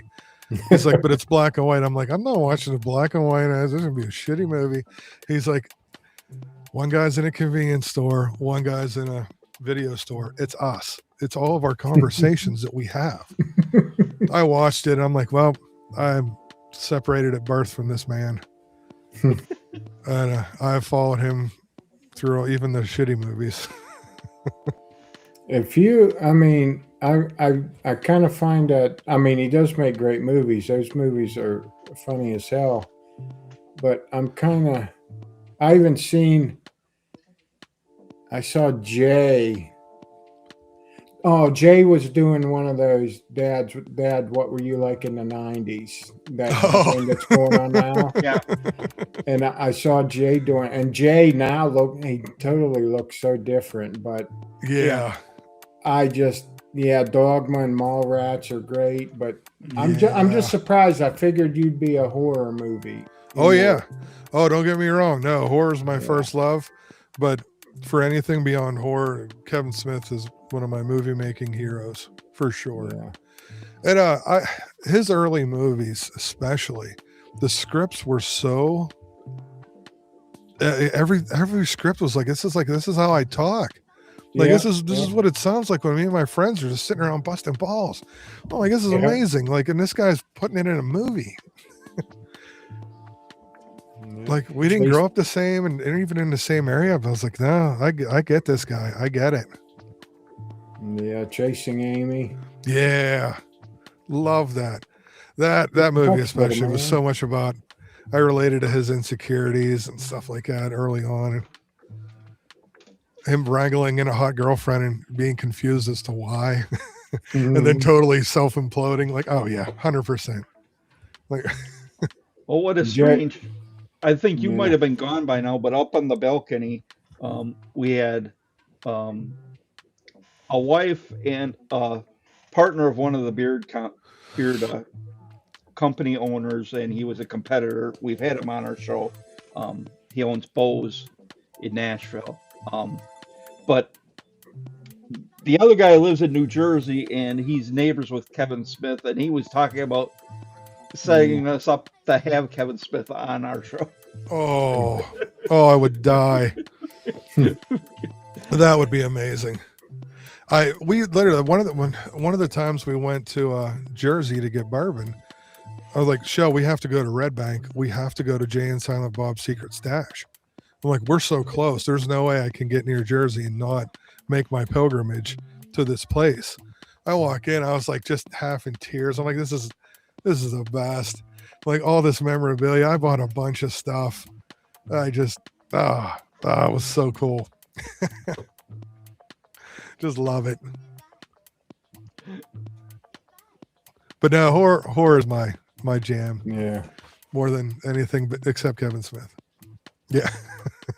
This was for all the 3D printers. That looks like a mess. Yeah. Every one of us knows what this is like.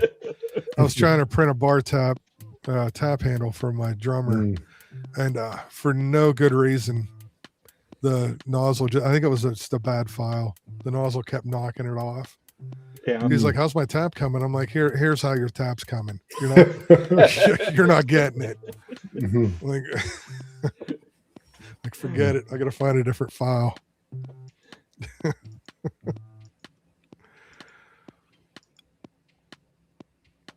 Here's the horror movies. I saw this one. Oh yeah, that's so. I'm hoping it doesn't do any long-term psychological damage, but I watch horror movies every single night. I'm usually up till 1-2 o'clock in the morning, and once I get through my YouTube stuff, it's usually straight to horror. And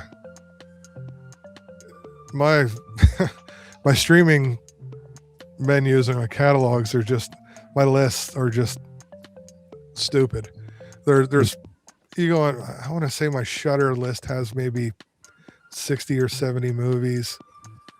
Tubi has at least 100 or 100 and something. Netflix another 100 or something. 99% of it's all horror. It's love it. Found footage horror in particular is my absolute favorite. Like when it back in the Blair Witch day, Blair Witch got me way back when it came out. It was the most successful first time ever internet marketing campaign that anyone ever did. And I thought, and like a lot of people, I thought all those people were dead, and I thought the movie was real, and we were just watching the footage. And I was so angry. My buddy calls me. He's like, "Hey, I need you to come over to the house." I'm like, "Why?" He's like, I got to show you something." He's like, "You're going to be upset." I'm like, "Whatever." So I go over his house. He puts a videotape in. It was like Jay Leno. and all the people from the Blair Witch come walking out. It was like 2 weeks after the movie was released. I was so angry. Like, you're supposed to be dead. How are you still alive? This is bullshit. But I was hooked. I've seen, it's also the genre that has some of the worst movies of all time, but it's one of my favorites. The whole found a camera film stuff in real life. I love it. Love it. Well, I don't know if you've checked it out, but it's called Beacon TV. No. The MC of our beard competition, he's kind of a comedy guy, so it's kind of a comedy take at paranormal. He has a show on there, but there's a lot of paranormal shows on there. There's also they have a lot of horror stuff on there as well. I gotta let me get that. Beacon. It's beacon.tv. All right, I'm gonna look that up. Check it out. Thank you. Yeah, my subscription services are silly. There's too many. Like, well, yeah, that one actually isn't too bad price wise, and it's got some interesting stuff you won't find anywhere else. And they are always filming new stuff. Oh, nice. Oh, so they do a lot of original stuff too. About probably half their stuff is original stuff. Oh, that's cool.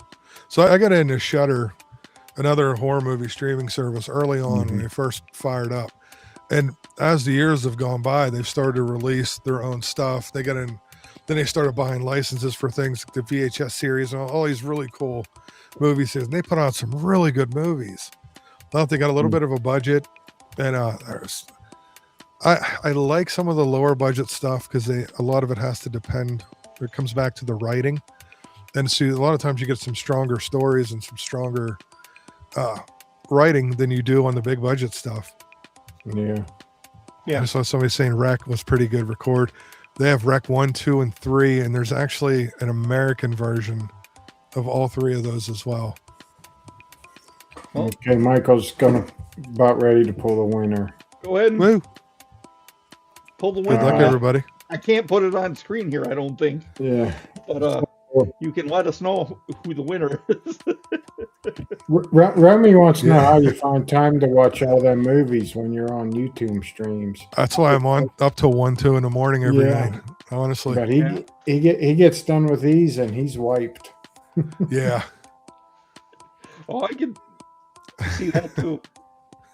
But our paranormal investigators for our beard competition, they're actually coming from this Beacon. Oh, cool. See, and I think that's partly of why I got so far into found footage, because it's stuff like when we were doing ghost hunts, you're out just recording with cameras and you catch something crazy or weird. You're like, and then it ends up being, they make movies out of it like that. I'm like, oh, there's movies that do this? Like, really cool. Yep. And Baker, if we didn't have the technical difficulties tonight, I would gladly put the name on the screen. So my favorite. Supposed to ask you what your favorite type of pickle is. My favorite pickle is sweet horseradish. We got some not local to me now, but I've bought some pickles from out in Ohio, and they're spicy like the burn of that horseradish, which I love, and sweet pickles. Those are my favorite. So Kiki, it looks like you've won. I believe you can just contact True North Beard Company, and they should be able to send out a gift card. Basically, well, actually, we have the email. We can just probably give it to them, and they can send it. Yeah. And that's probably what Mike will do anyway. I forget that it gives us your email anyway. So 13 Ghosts, that horror movie, they're in the process, allegedly, of making 13 movies, one for each of those ghosts. Oh, wow. Yeah. That's I'm interesting. pumped for that because there are some bangers on that list. I don't know, when did that movie come out? I remember watching it, but I was young. Yeah. I was young. Yeah. That's for sure. Tony Shalhoub was still on TV. I was just going to say, was Tony Shalhoub was in that, right? Yep. Yeah. And Elizabeth, the girl from American Pie. Oh, wow. Yeah. Shannon Elizabeth. Yeah. That's it. Yeah. That was such a good one. 2001. That thing's 25 years old. Oh, wow. Yeah. Oh, and why am I blanking on his name? He played the guy that worked with Cyrus. He was also Shaggy in the live action Scooby-Doo ones.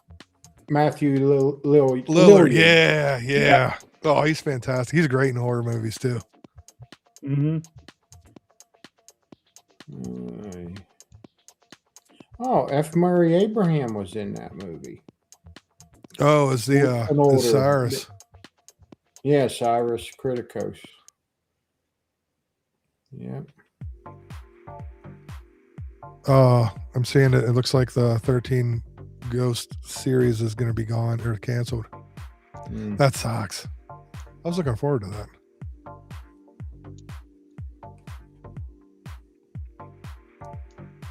Yeah, very, very cool. I think it's 25 years old now. Wow. Jeez. I can't believe I was in my 20s when that came out. What the hell? I know. Yeah, it doesn't seem like that long ago. Well, I'd have been 31. No, wait a minute. Yeah, I could have been. Yeah, if I'm 56, you're 52. You would have been in your 20s. I would have been 31, 26. No, 25. Yeah, 31. Yeah, I'd have been 27. Well, turning 28. I have a December birthday, so whenever the year is, I always try and stretch it to the next one. It was like, well, I was born in 73, but December, so I missed a whole year. The year The Exorcist come out. Yeah. Yeah, that's right. You do have that December birthday. Yeah. It's weird having that birthday like at the end of the year. Yeah. Because I'm going to be 57 this year, but I just turned 56 a few months ago. Yep. Yeah, and it was funny. I actually know 3 other people with my same birthday. Like we're all like 3 of us that are friends. No, 4. No, 3 other people and me that have birthdays on the same day. Like, which is unusual. My drummer has the same birthday as me, just a couple years older. And our bass player is the next day after us. Tara wants to know, what are the best and worst Rob Zombie horror films? The best Rob Zombie film is House of a Thousand Corpses. Okay. The worst Rob Zombie film.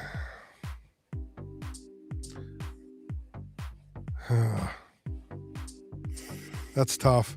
Probably the second Halloween. That got just silly.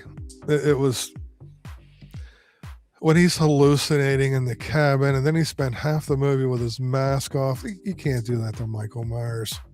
The only thing I did like that I really liked that he did with Michael Myers as a character was he hired that giant wrestler whose name I don't know of, Taylor Maine,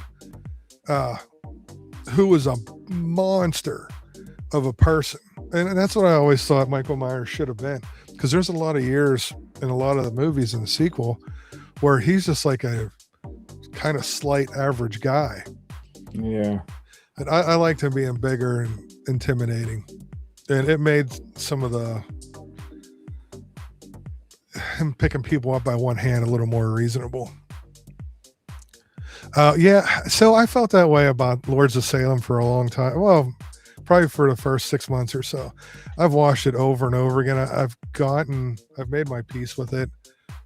It comes across though like college student film project, and too many, like he was trying a little too hard to make it moody and subtext, and let's get to the killing and quit putting these horrible actors in, including Sherry Moon. For God's sake, she has small moments where she's good, but in general she's just awful. But if I was him and my wife wanted to be in him, damn well no, I'd put her in it too. Yeah. I don't care what she sounded like. Sid Haig, though, he was classic. Oh, he was great. The other guitar player in our band, Wen is Captain Spaulding for one of our Halloween shows, and he was a dead ringer. He's built like him, same beard, everything. Like it was perfect. He was so good. Oh yeah, yep. Sabretooth and again, big, beefy, totally deserved to be there.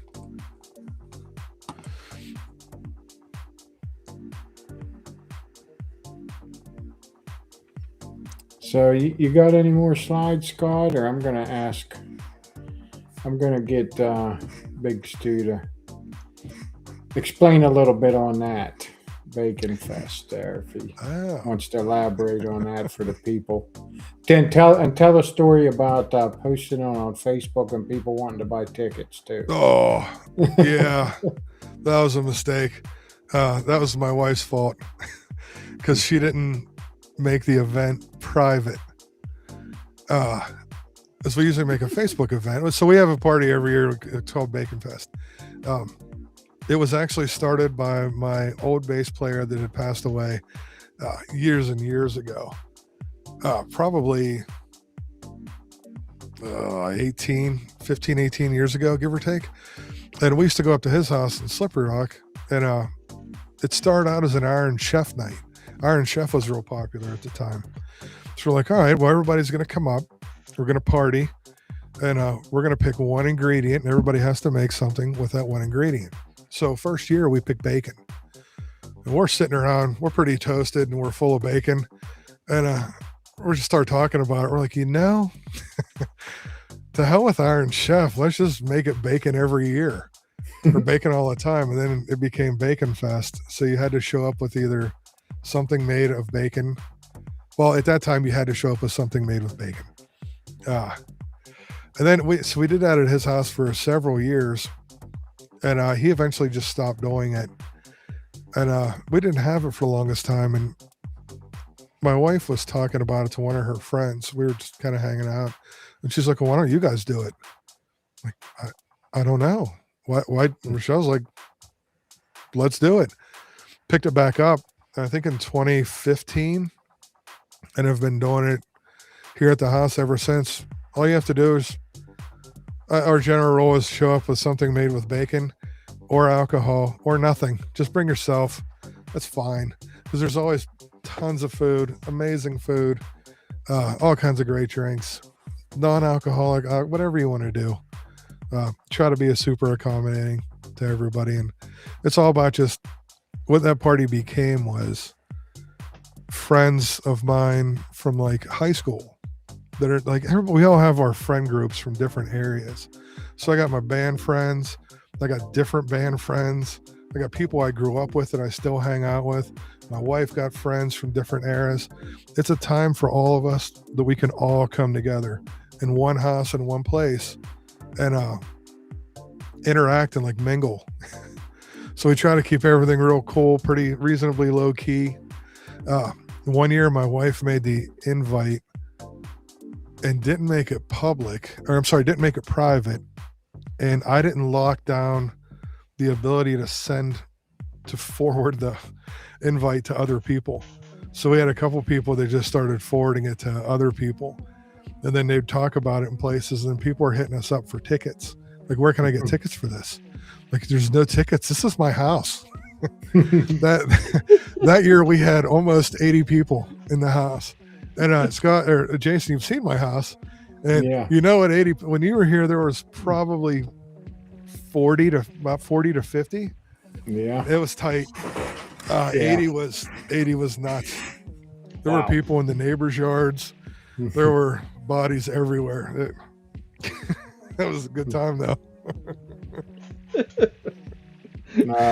And I do want to say, I didn't go this past year, but the year before that was the first time I got invited. Me and my wife went, and I do want to thank Big Stu for taking the time to spend time with us away from his other friends, because we didn't know anybody else there. But I feel he went out of his way to make us feel comfortable. And No, I appreciate that. I was just so thankful you guys came down and made it. And I know what it's like walking into that kind of situation. yeah, Like, you don't really know anybody. And it's like, oh, you know, if you know a couple people, and I'm trying to make it comfortable for everybody. I see a lot of those guys all the time. I make my way around to see people and stuff. So I was just thankful you guys made it down. And I was like, if they're going to put that extra effort in and do all this, I want to make sure you guys have a decent time. That's why I broke into some of the secret stash too. yeah, we did.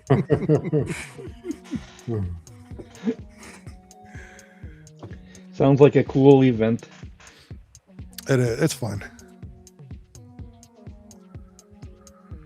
But yeah, seeing in the chat there talking about Chuck Norris, I think Yeah, that was a bummer.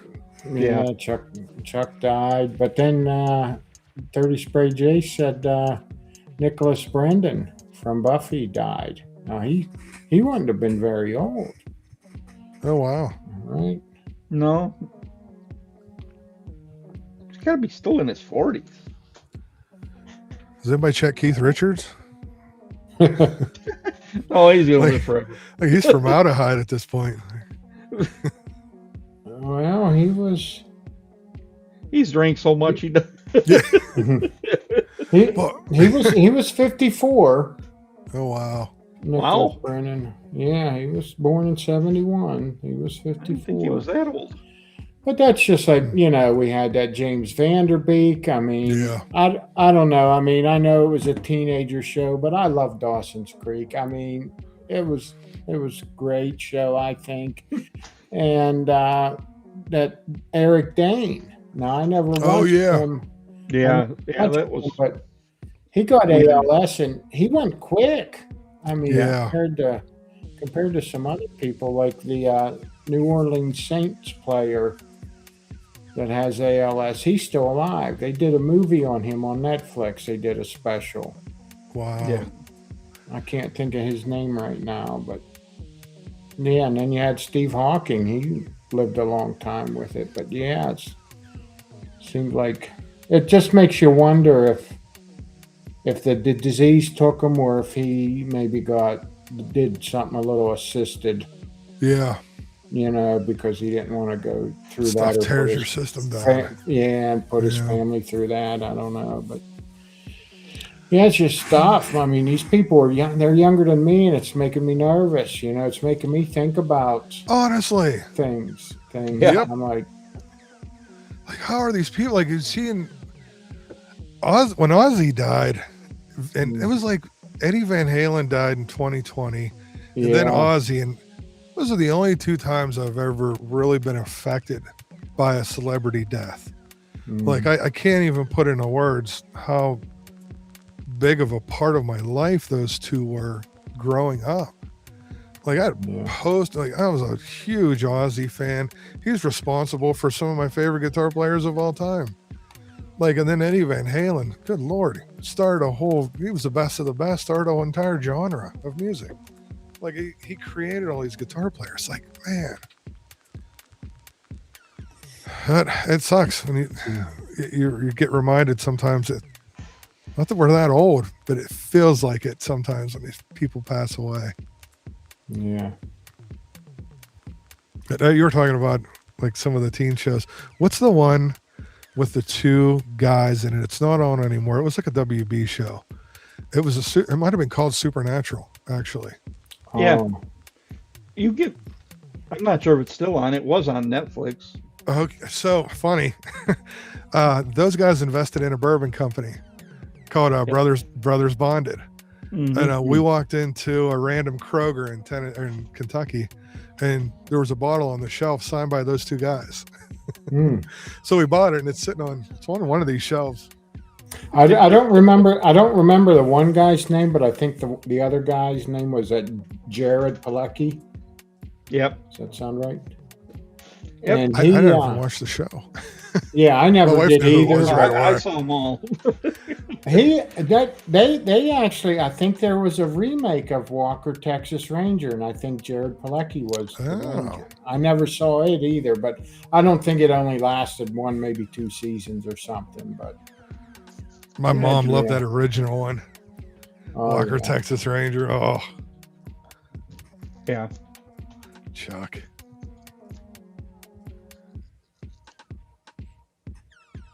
Yeah, that was a great show. Let me see, Sanjay. Musical horror. So they did actually make Evil Dead into a musical. So that's out there. Speaking of Evil Dead, I saw Bruce Campbell. He's got cancer now too. Yeah. Yeah. Yeah, it's weird. I don't know, I had this conversation with my wife the other day. I'm like, you think you get to a certain age and you're like, hey, I made it. But then it's like you got through this entire part of your life, no cancer, nothing major happens. And then all of a sudden, shit comes up. Like, how you get cancer at 70? Like, man, like there's no break. You're never out of the woods. Yeah, it can hit anybody at any time. Yeah, that sucks. And no, you can be the most careful person in the world and end up with it. Yeah, I saw that. Nate from Ferocious had posted. Yeah, he was a police officer or whatever, or security something or other, because that's what Nate did too. I'm pretty sure. Yeah.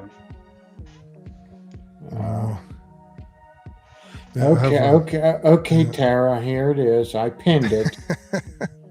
What's your favorite type of horror subgenre? Oh, found footage, by far. And I like paranormal. I think because of all the ghost hunting and stuff I've done in different places, so I like paranormal slanted stuff. I don't mind gore, bloody, super crazy, gorier the better. But in general, it's found footage horror and paranormal style stuff. So like Paranormal Activity, that series of movies was perfect for me, because like it combined my two favorite subgenres of horror, like ghosty type stuff, and they were actually a lot more accurate as far as what actual ghost hunting is like. People think it's this big Scooby-Doo episode every time. I can't even tell you the amount of hours that you just sit in the dark and stare. There's nothing. Like, you've paid a bunch of money, you're sitting in this place, and absolutely nothing happens. And then you go back the next time, and some of the craziest stuff in the world happens. We've seen some stuff. Crazy stuff. My friend Louis, who was in here, we did an investigation at where we're having the beard competition last year. Earlier in the day, we had a couple investigators who were there conducting it and stuff, and they showed us a lot of neat stuff. But then Louis was there because he was spending the weekend in this loft upstairs, and he saw all kinds of stuff. They saw this little girl who you could see her shadow pass where this area was, near where the sleeping area was upstairs. The owner up there, he's actually trying to turn it into Airbnb. Oh, those are my kind of places. Like we go to Gettysburg a lot. Actually, we haven't been to Gettysburg for a few years, but we spent a lot of time in Gettysburg at the Farnsworth. Like, it's supposed to be the most haunted Airbnb or most haunted B&B in the U.S. We've had some crazy stuff go on there, and we're fortunate. We're in proximity to Moundsville State Penitentiary, which is mega haunted, and Ohio State Reformatory, which is super haunted as well. And I've had some of the coolest experiences. I watched my poor wife.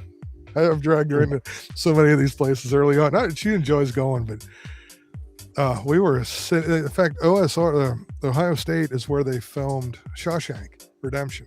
I was just going to ask, is it that the one where they filmed Shawshank?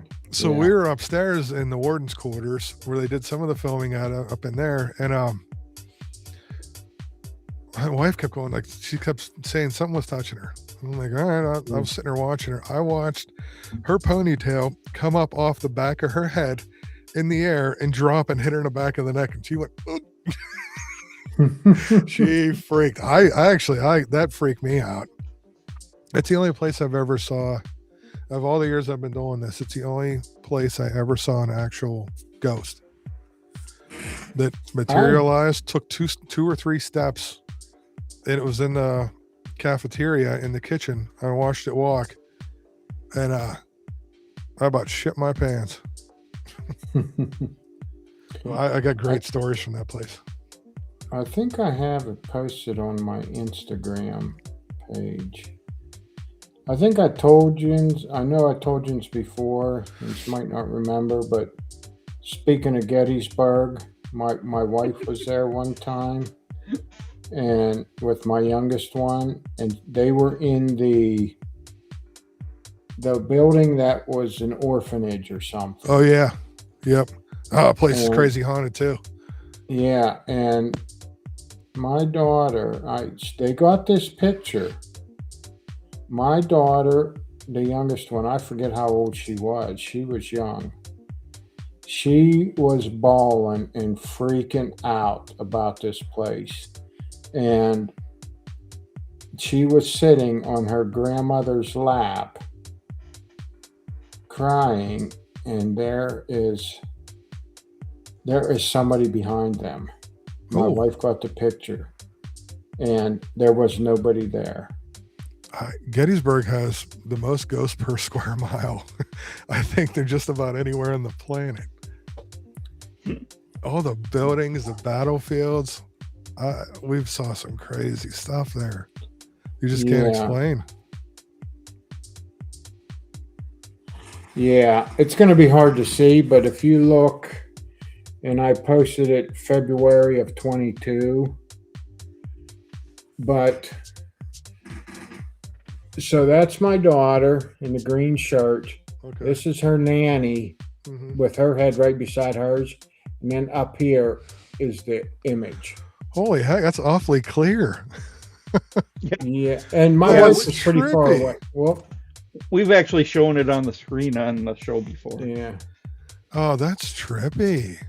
Yeah. Wow. It was, like I said, she was freaking out and upset because she could feel something. And then my wife got this picture, and she's like, no, nobody was there.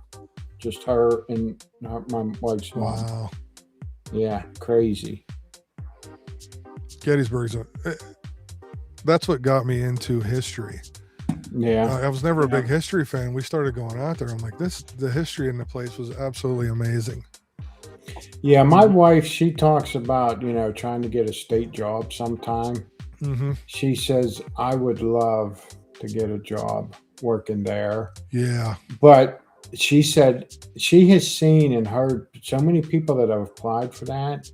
And like the last person to get a job there was like a history major.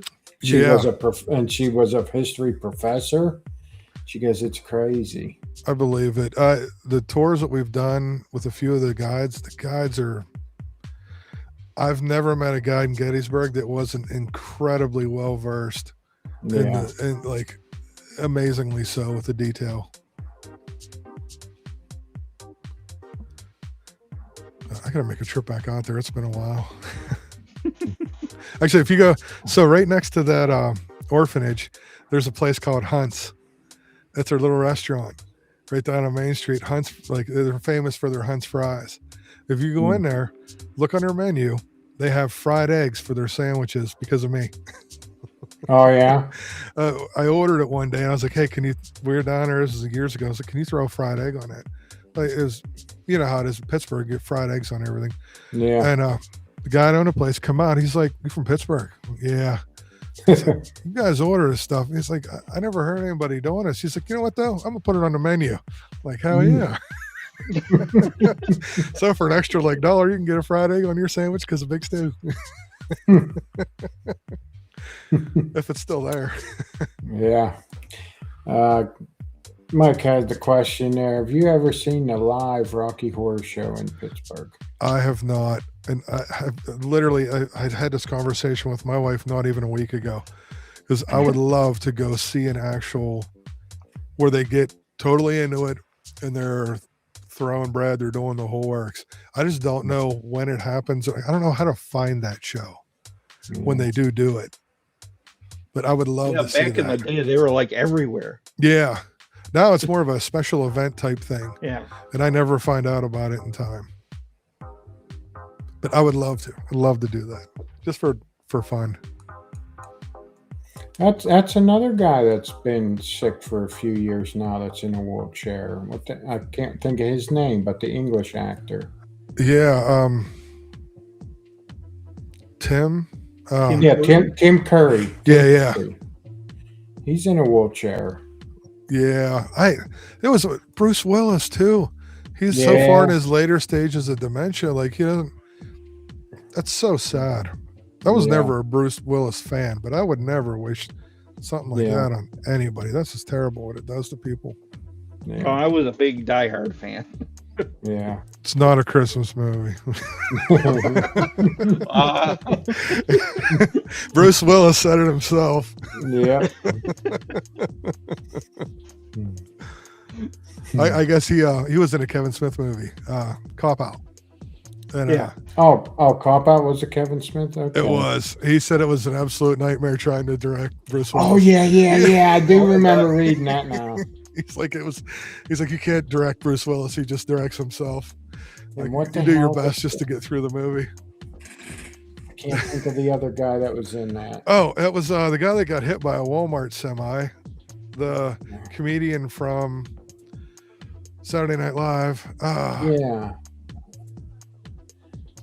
Man, it's killing me. I'll get it. Tracy Morgan. Yeah.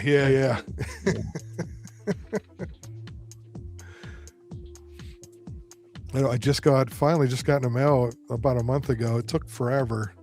There was an issue with my shipment, but I got the steelbook release of Dogma. He finally bought it back from the Weinstein brothers. Harvey Weinstein, who was holding on to it for the longest time. He was finally able to buy it back and then re-released it with a whole bunch of extra stuff. Like, I haven't watched all the extra stuff yet, but I gotta get on that. That reminds me too. Because I looked up Cop Out, that Michelle Trachtenberg was in it. And for anybody who doesn't know, it was mentioned before Buffy the Vampire Slayer from that. Yep. The other gentleman that died. But Michelle Trachtenberg, she was a young girl in Buffy. And she died last February, and she was only 39. Wow. Was it last February already? Yeah, it was over a year ago. I thought it was more recent than that. Yeah. Well, that's just like Chandler. That's been how many years? Oh, yeah. That seems like last year, you know. Well, James Vanderbeek was in Kevin Smith movie too. Yeah. Strike Back. Yeah, man. Yep. I bought the soundtrack for that movie when it came out. Did you? Yeah, it was great. More Danny, have having time. Yeah. Love that.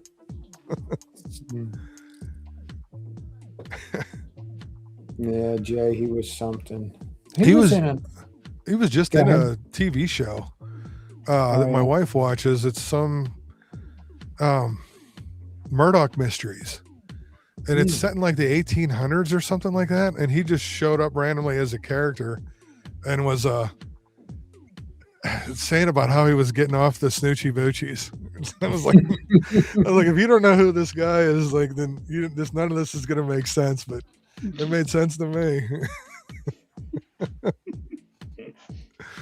Well, Jay's 51 now. Oh my gosh. But I'm trying to remember. He was in a movie. I don't even know if it was a Kevin Smith movie or not. Could have been, but he was in a movie. He's had other. He's been in other stuff for sure. I'm trying to remember.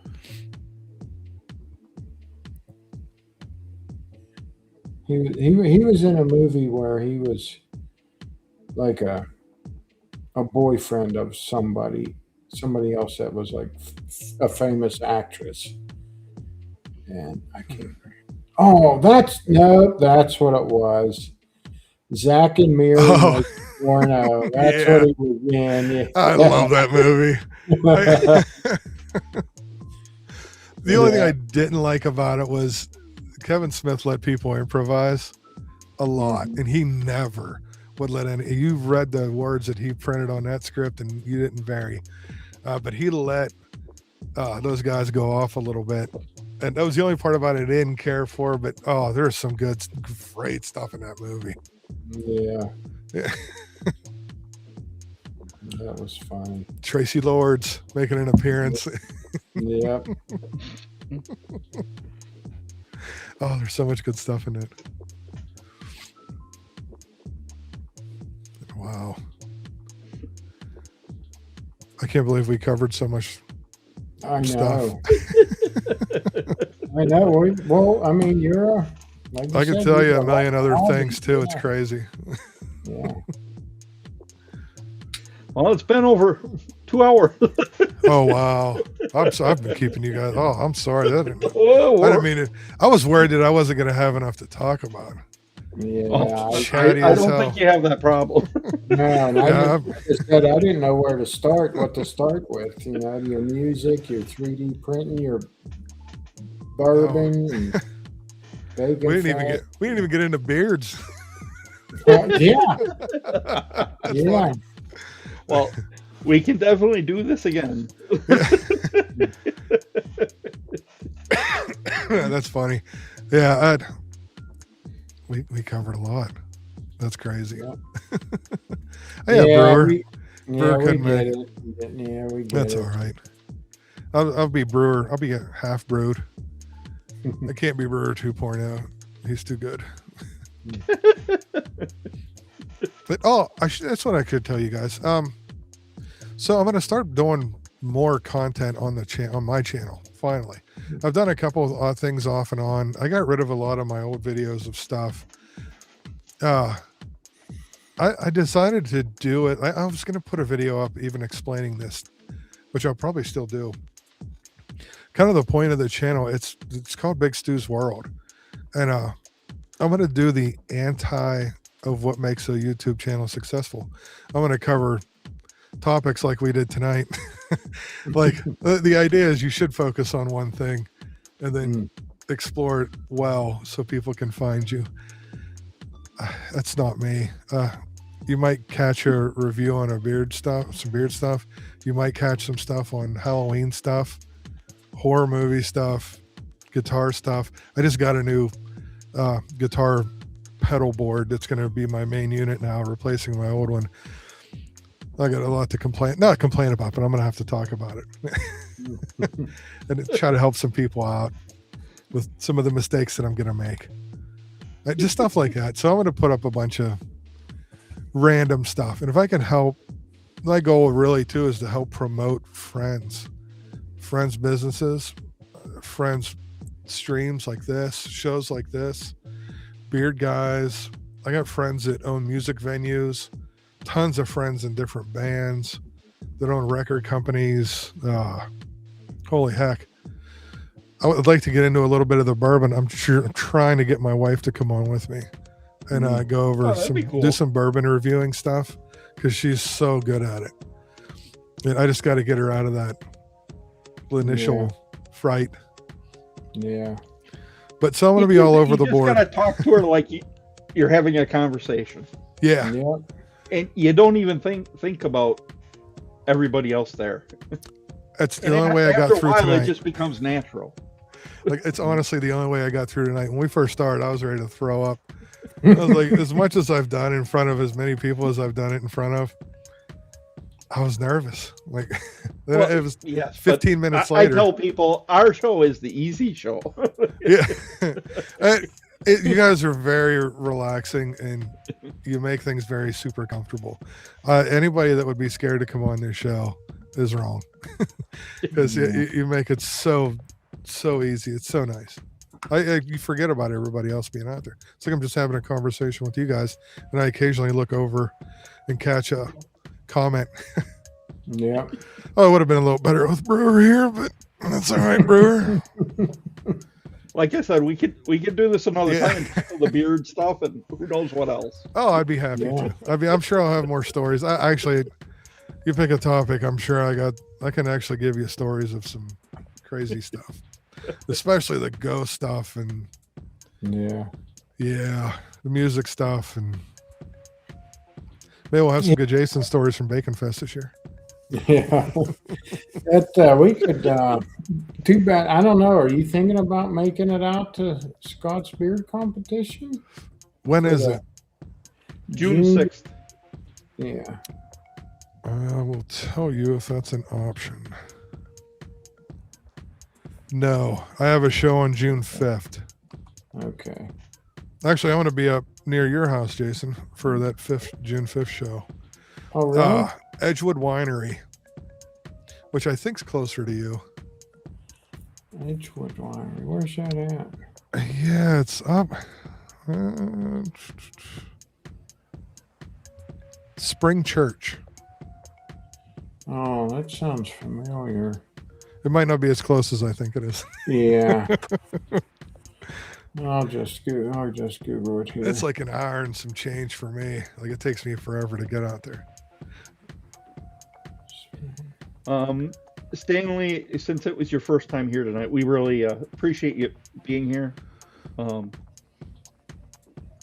Make sure to check us out on Friday nights. We're always here hanging out. It's either talking with someone like Big Stu, or we have owners from beard companies a lot of the times. You never know. We try and mix it up every once in a while too. Yeah. But we appreciate It's always you such a joining good us. show.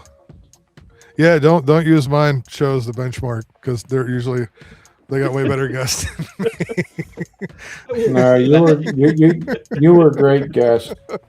It's about half an hour northeast, more north than east, but it's Okay. or west. I mean, Okay. northwest.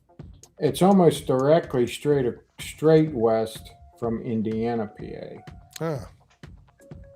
So We're not as well known out there, so our shows don't tend to be as big. We're pushing as much as I can for that area. And I'm going to be honest with you, Chris. I would enjoy coming to see one of your shows, but we're getting older, and my wife she does not like loud anymore. Oh yeah, we're loud. You know.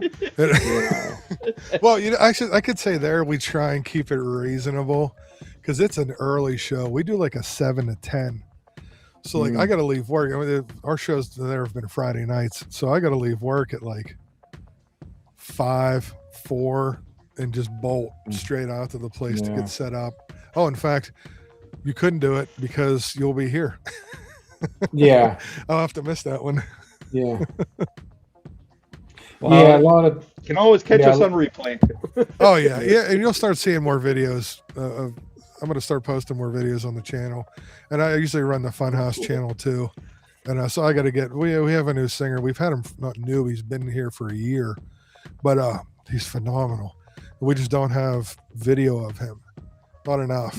We have some other ones, some past ones, but I gotta get cracking on updating all that stuff. And I want to put it on my own channel too, because I'm a promotion whore, and I'll promote my own shit too. But honestly, mostly it's going to be my friends, the people I know. Well, once you get rolling, we'll make sure to promote you on here. Oh, I appreciate it. Scott, I'll invite you and Brewer to Bacon Fest too. I mean, it's a haul, but if you're in the area passing through, it's a good time. There's always room to crash here. We always tell everybody, it's okay to party all you want. If you party a little too hard, just crash here. Plenty of room, plenty of places, plenty of air mattresses. You just got to you have to know when you get here, it's all decorated for Halloween. You usually post you usually post your shows on Facebook, don't you? Yeah. On the Funhouse page, we promote them all. Yeah, I usually make the ads for that too. I'm not. It's like I'm constantly on social media for something, except my own channel. Just show up for others when I can. Yeah. It's cool, and thanks for joining us, Strong Island. Yeah. We appreciated that you gave us a donation for our charity event. Love the name too. Yeah, love the name, and I still want to check out that was it charred something cedar. Cynthia had donated. Sounds interesting. But yeah, it's been almost 2.5 hours, guys, and wow. Yeah, it was great time. Great having you on, Stu. Yeah, time went quick. Thanks, man. I appreciate it. I didn't even doze off once. Yeah, I was waiting. I was going to call you out, but if Brewer was here, you might have got a little break. Yeah, you had to be on point tonight. Yeah. It's all right though. I mean, sometimes I'm more comfortable, and like you said, you got to be comfortable. And I've met you 3 times now. Yeah, in person, and very, very kindred spirits. So I feel the same way. This is such a comfortable situation. I like you guys a lot. Like you'd be people that if I met in the real world, this isn't the real world, but outside of this beard world, I'd get along with. Yeah. And I'd enjoy hanging out with. Like it'd be cool. That's why. Yeah. So, where does Brewer find the Facebook page for Funhouse? Couple places. You can either get to it from my Facebook or my Instagram, or it usually comes. We have a website too, Funhouse Band Pittsburgh. If you just look up, if you Google search Funhouse in Pittsburgh, you should see like 2 places, one of which is my band, and another one's a venue called the Funhouse at Mr. Small's Theater, which ironically we've never played. The Funhouse at the Funhouse would be quite a party, but we'll see. There it is. He must have found it. Oh, there we go. Well, thank you for that. But everyone, make sure to check us out next Friday at 9 p.m. Eastern, where we have another great live stream with another great community, Phil Dowd. Nice. Another real nice guy who we did meet at beard competitions. So that'll be another great conversation. So make sure to check us out next Friday, and respect the journey, Don't forget to like the channel, like the stream, like the whole thing. Yep. Thanks, Stu. Thanks, guys. Have a good weekend, everybody. Good night.